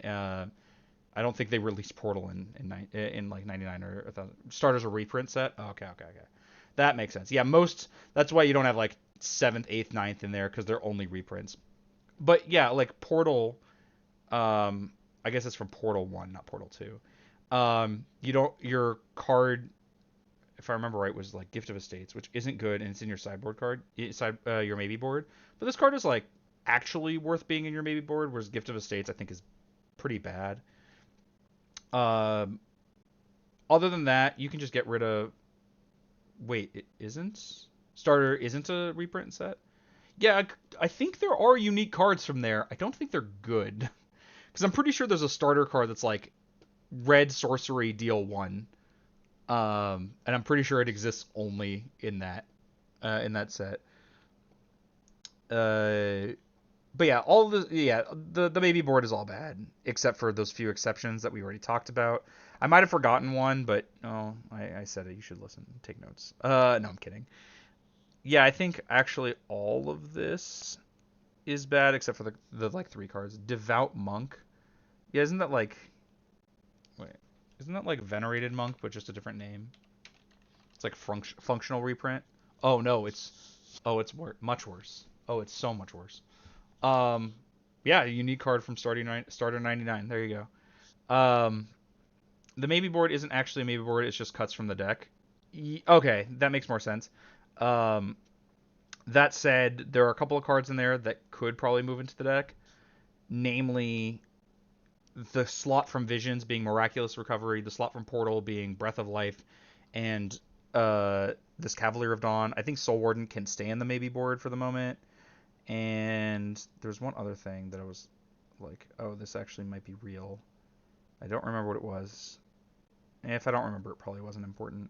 I also might be confusing myself, and there wasn't actually another thing. Um, yeah. Okay. Yeah, I agree. The maybe board can just be removed. Obviously, that's where you are right now. The exceptions, I think, are the Visions card, the Ice Age card, and Cavalier of Dawn. As far as like things that you can cut, definitely Hour of Revelation needs to leave. You have too many things that it's a nightmare. You'll like never want to cast this kind of thing. When I first put the deck into deck sets, I just put one card from each set in the deck and then sorted what the card did for the deck and started cutting things, putting them in the maybe board. Oh, okay. That makes sense. Yeah, like everyone has their own like way of approaching things. Um, I guess I didn't approach it in the way you did. So you have 16 ramp spells, 17 draw spells. Okay. ETB payoff. I'm recommending more of that ETB payoff.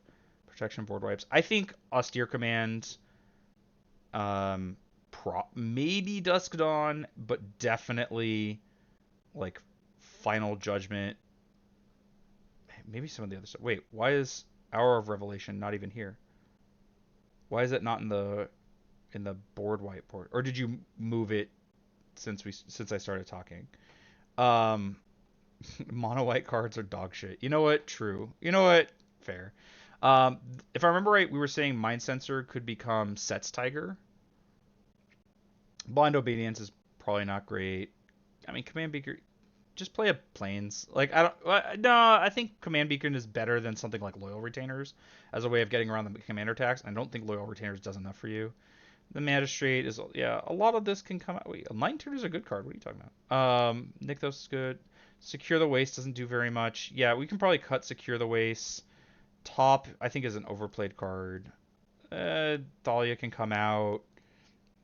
Clown Car can come out just because it's an uncard.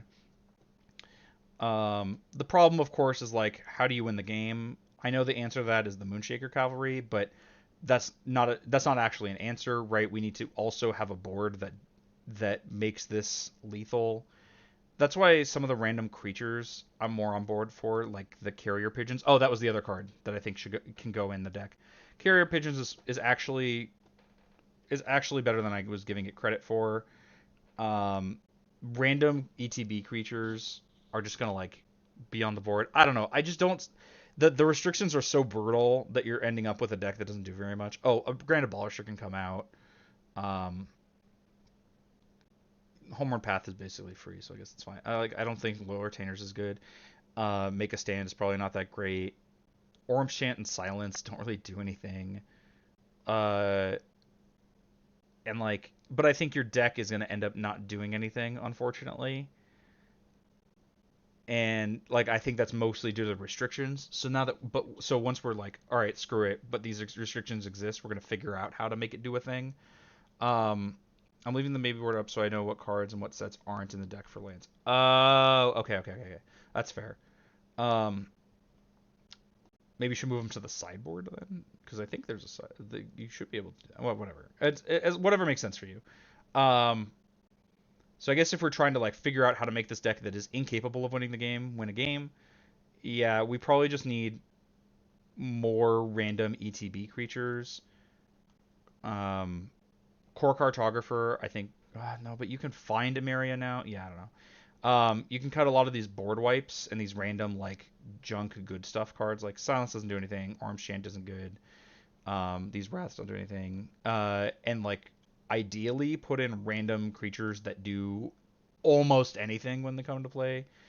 Um, but yeah, I even without the Moonshaker Cavalry, I don't see how you win, and with it, you might still not win. I understand this is again we're going in circles because I know this is a result of the restrictions you have on the deck, but uh, I don't know how to solve it is my problem. I keep trying to think of like how do we fix that, and I don't really know.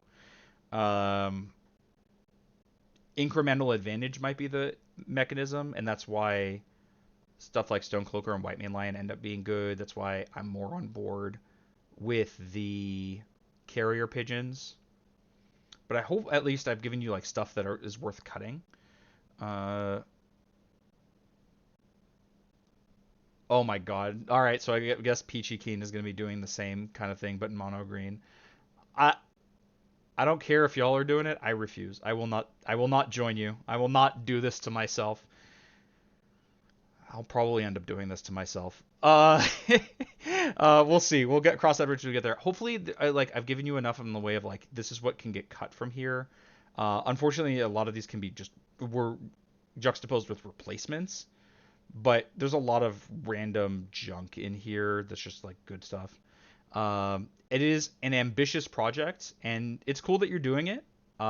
Cool, apparently, that Peachy Keen wants to join with that. It's neat, like, we can set these challenges for ourselves and try to do fun stuff. That's what we're playing games for, is to do fun stuff and to have a good time. Not always to just like be the most cutthroat I win and get we can just have fun. So thank you for letting me go over this on stream, even though this is such a Gordian knot of like nonsense. Every decision has four other related decisions attached to it, just because of like opportunity costs and restraints and all that stuff. Honestly, it might not. I don't know. It probably Elesh Norn it probably still is the best commander, but it's possible that that's one of the rough things on top of everything. It's like maybe Elesh Norn isn't the best commander to be doing with what we have, given what the deck looks like with these restrictions. But it's not so simple as like swapping out Elesh Norn and making a couple of changes. Suddenly, every change needs to be reappraised. Like every set needs to be re-gone over to see how it better suits these options, because you can't just play like you're not just playing good stuff. So like yeah, I guess I'm not gonna recommend switching the commander because of how absurd the amount of work that would go into. Oh, I didn't even realize. Yeah, Route and Hour of Revelation can both come out. Um, I forget what that route is from. I wonder if there's something better. It's from Invasion. What is Liberate? Exile target creature you control, and then end of turn return it to the battlefield. Oh, it's just a Slow flicker. Oh, okay, sure. Why is that card called Liberate? All right, whatever. Um, it's so easy to get distracted with everything. Oh, I actually noticed Exile isn't here, even though that seemed to be the Alliances card. Maybe there's a different Alliances card and I just forgot about it. Reprisal. Oh, it's Carrier Pigeons. Right. Okay. Sure. Okay. Sure. Carrier Pigeons probably is better, and it probably does go in the deck. It does eventually draw cards, and with Elesh Norn, it is a draw too. Um, yeah, I think a lot of the themes make sense. The blinking stuff, like the a little bit of the reanimation stuff. I think the clear cuts are mostly in the board wipes, the random good cards that are in protection often. A lot of the mono white cards are dog shit pile. I think everything in this pile is great. Yeah. I'm just doing a double check to make sure. Like, Renounce the Guilds is okay, but if you wanted to cut it, you could cut it. Crush Contraband is similar. It's probably better than I'm giving it credit for. It is probably much closer to Return to Dust than it feels like, just because you don't have because you can't exile two of the same type. Oh, actually, that's a card you probably had. It was probably an opportunity cost type thing, but um, I was expecting to see, but didn't, which is Grasp of Fate, which is originally from Commander 15. And you see, like, anyone else who's watching, like, how difficult it is to make a change, because you can't just make a change. It's like, what set is that from? What are you giving up instead? If Command Beacon is the card, I think Grasp of Fate is much better, especially because, like, it, even without Elesh Norn, you're getting a card from each opponent, so it ends up being an actual 1-for-1 in a way that you don't often get in Commander. But then with Elesh Norn, you get 2 from everyone. That's insane. Um, and it answers artifacts and enchantments. This has got to be better than Command Beacon. Even though a Command Beacon can help you get around the Commander tax, I just don't think that you have to worry that much about it. Partly because, like, your deck just doesn't get that much value out of your Commander, though that's something we're trying to fix. And like, you can just pay 7. Like, I know you don't have that much ramp, but the ramp you do have is pretty good. Like, screw it, you're playing Jeweled Lotus. Like, what happens when you draw Jeweled Lotus on turn 8 or whatever? Like, it's not doing anything else. You might as well be able to cast your Commander. I just don't think it's that big of a deal. I think every deck I have has a plan for what to do when the Commander isn't there. Obviously, you need that. I don't think the plan. I don't think the plan is Command Beacon. I think it's just like, use your cards for incremental advantage or find a way to cast it again. By the way, Vea Victus, a deck I haven't really even talked about much on stream. The deck's plan for not having the Commander is be able to cast the Commander again. That can be a plan too. You're not as good at it in that you're mono white with a million restrictions on you, but it's something you can do. If I remember right, it was Aura of Silence that can get replaced with something else that's better from this set, but I don't remember what it was. You can go back over the VOD or whatever to find out. But there are a decent number of cards that can get cut. A lot of the random, like, this is just generically good. Wait, why is Emeria the Skyrim an ETB payoff? Oh, I guess it's like it gives you your ETBs again. Sure. And then wait, but you're putting this in the same. This I think is closer to extra ETBs than it is to ETB payoff. And we do need more stuff. Same thing with Preston. Or is this the, like, yeah, this is your yeah, I don't know. This is I'm not sure I understand your separation here. Yeah, I mean, you probably just need to replace a lot of these cards with things that have actual ETBs effect. No, Emeria gets 2 things back. At the beginning of your upkeep, if you control 7 more planes, you return target creature card from your graveyard to the battlefield. Not Emeria Shepherd, Emeria the Sky Ruin. No, yeah. Emeria Shepherd, yes, absolutely should be here. I'm talking about Emeria the Sky Ruin. Sorry, I forgot Emeria Shepherd is another card. I meant the card named Emeria, not Shepherd with the adjective Emeria. No, it's okay, Bobby White. this is an issue I have with a lot of how people shorten words. They'll just use the first word, and so but it's like so they'll call Ameria Shepherd Ameria, but Ameria is a card name, and that's the adjective modifier on the thing that it is, which is the shepherd, right? Now you can't just call it shepherd because there are a million shepherds, but um, it's just a thing that annoys me. It's a thing that happens in League of Legends too. People used to call needlessly large rod getting a needless. It's like, why would you call it the adjective?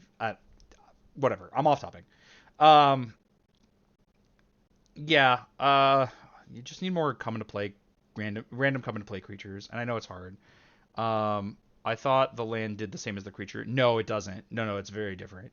Um, I think the land actually goes in white cards or dog shit. Yeah, I mean, yes. By the way, in this cycle, Emeria was also like the worst one. Valakut was one of them, and that card is so good it sees play in modern. Still, like that's a deck. Uh, Oran Reef of the Vastwood saw some amount of play in standard. Oh, this is not the worst one. I forgot. The blue one is Magosi the Water Veil, and that card was turbo trash. Um, and then the black one was Crypt of Agadim. People tried it. It doesn't actually work. So I guess this is like the third best, but still pretty bad. And it's so much work because you need to have 8 lands in your upkeep. So it's at like if you're only doing it through land drops, this triggers on turn 9, which is so gross. Wait. Oh, okay. So this is a thing on deck stats as opposed to Mox Field. Things can only be in one category, it seems here. So I was like, wait, why is Wall of Omens not in the ETB payoff? Okay, there is more stuff. It's just also in card draw. I see. Okay. So there are more come into play triggers. Yeah, it seemed like this was weirdly low. Okay, there are more than just that column. Okay. Well, I know this is like a lot less definitive than a lot of my other deck reviews. It's just like you understand the nature of how difficult this enterprise and this undertaking is makes it a lot harder for me to do a full like breakdown. By the way, like 3 and Dynamo might not even be that good. Well, I guess you're trying to get to big mana. Um, yeah, I think you can just take an axe to huge portions of the deck. Get some. My recommendation is like a lot of the things I told you to cut. Sure, cut them. Just get to something where you can shuffle it up, and then since you have such a clear breakdown of what things could be or whatever, start to pay attention to what cards are working, what cards aren't working, where the big problems are, and like what you can swap out from each set. You can even do something as simple as like, okay, I need more of whatever the thing is. Say life gain, right? Let's see, like, oh, I know Worn Power Stone can become Angelic Chorus. Oh, I need more random come into play effects, and I don't know, like, um, I don't know, and Everybody Lives isn't actually doing very much. Let's just find what else is in that set that might be good. Um, and like eventually we can make improvements to this deck, but it's going to be a hard thing to just like from the outset be able to fix because of how much goes into it. I hope I was helpful, and I'm sorry I couldn't be more helpful than I have been. I think my big thing is just like there are a bunch of cards I've suggested to cut and that can easily come out, and the few cards from the maybe board that should probably come back in. I actually do really like Cavalier of Dawn in this deck. It's everything that the deck seems to be struggling with. It's removal of whatever you want. It's a come into play effect. The benefits, like, these are things that you just need more of. And with something like the Cavalier in here, then you're less in need of something like Aura of Silence. And when you don't need Aura of Silence, you can play something else. I forget. Okay, this one keeps coming up because I keep forgetting what it was that I was thinking. Oh, you get Mind Stone. Okay, that's not that big a deal. But we can even see like what's in Weatherlight.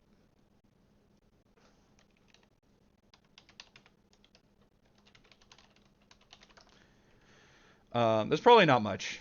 But I mean, maybe you can just even cut it.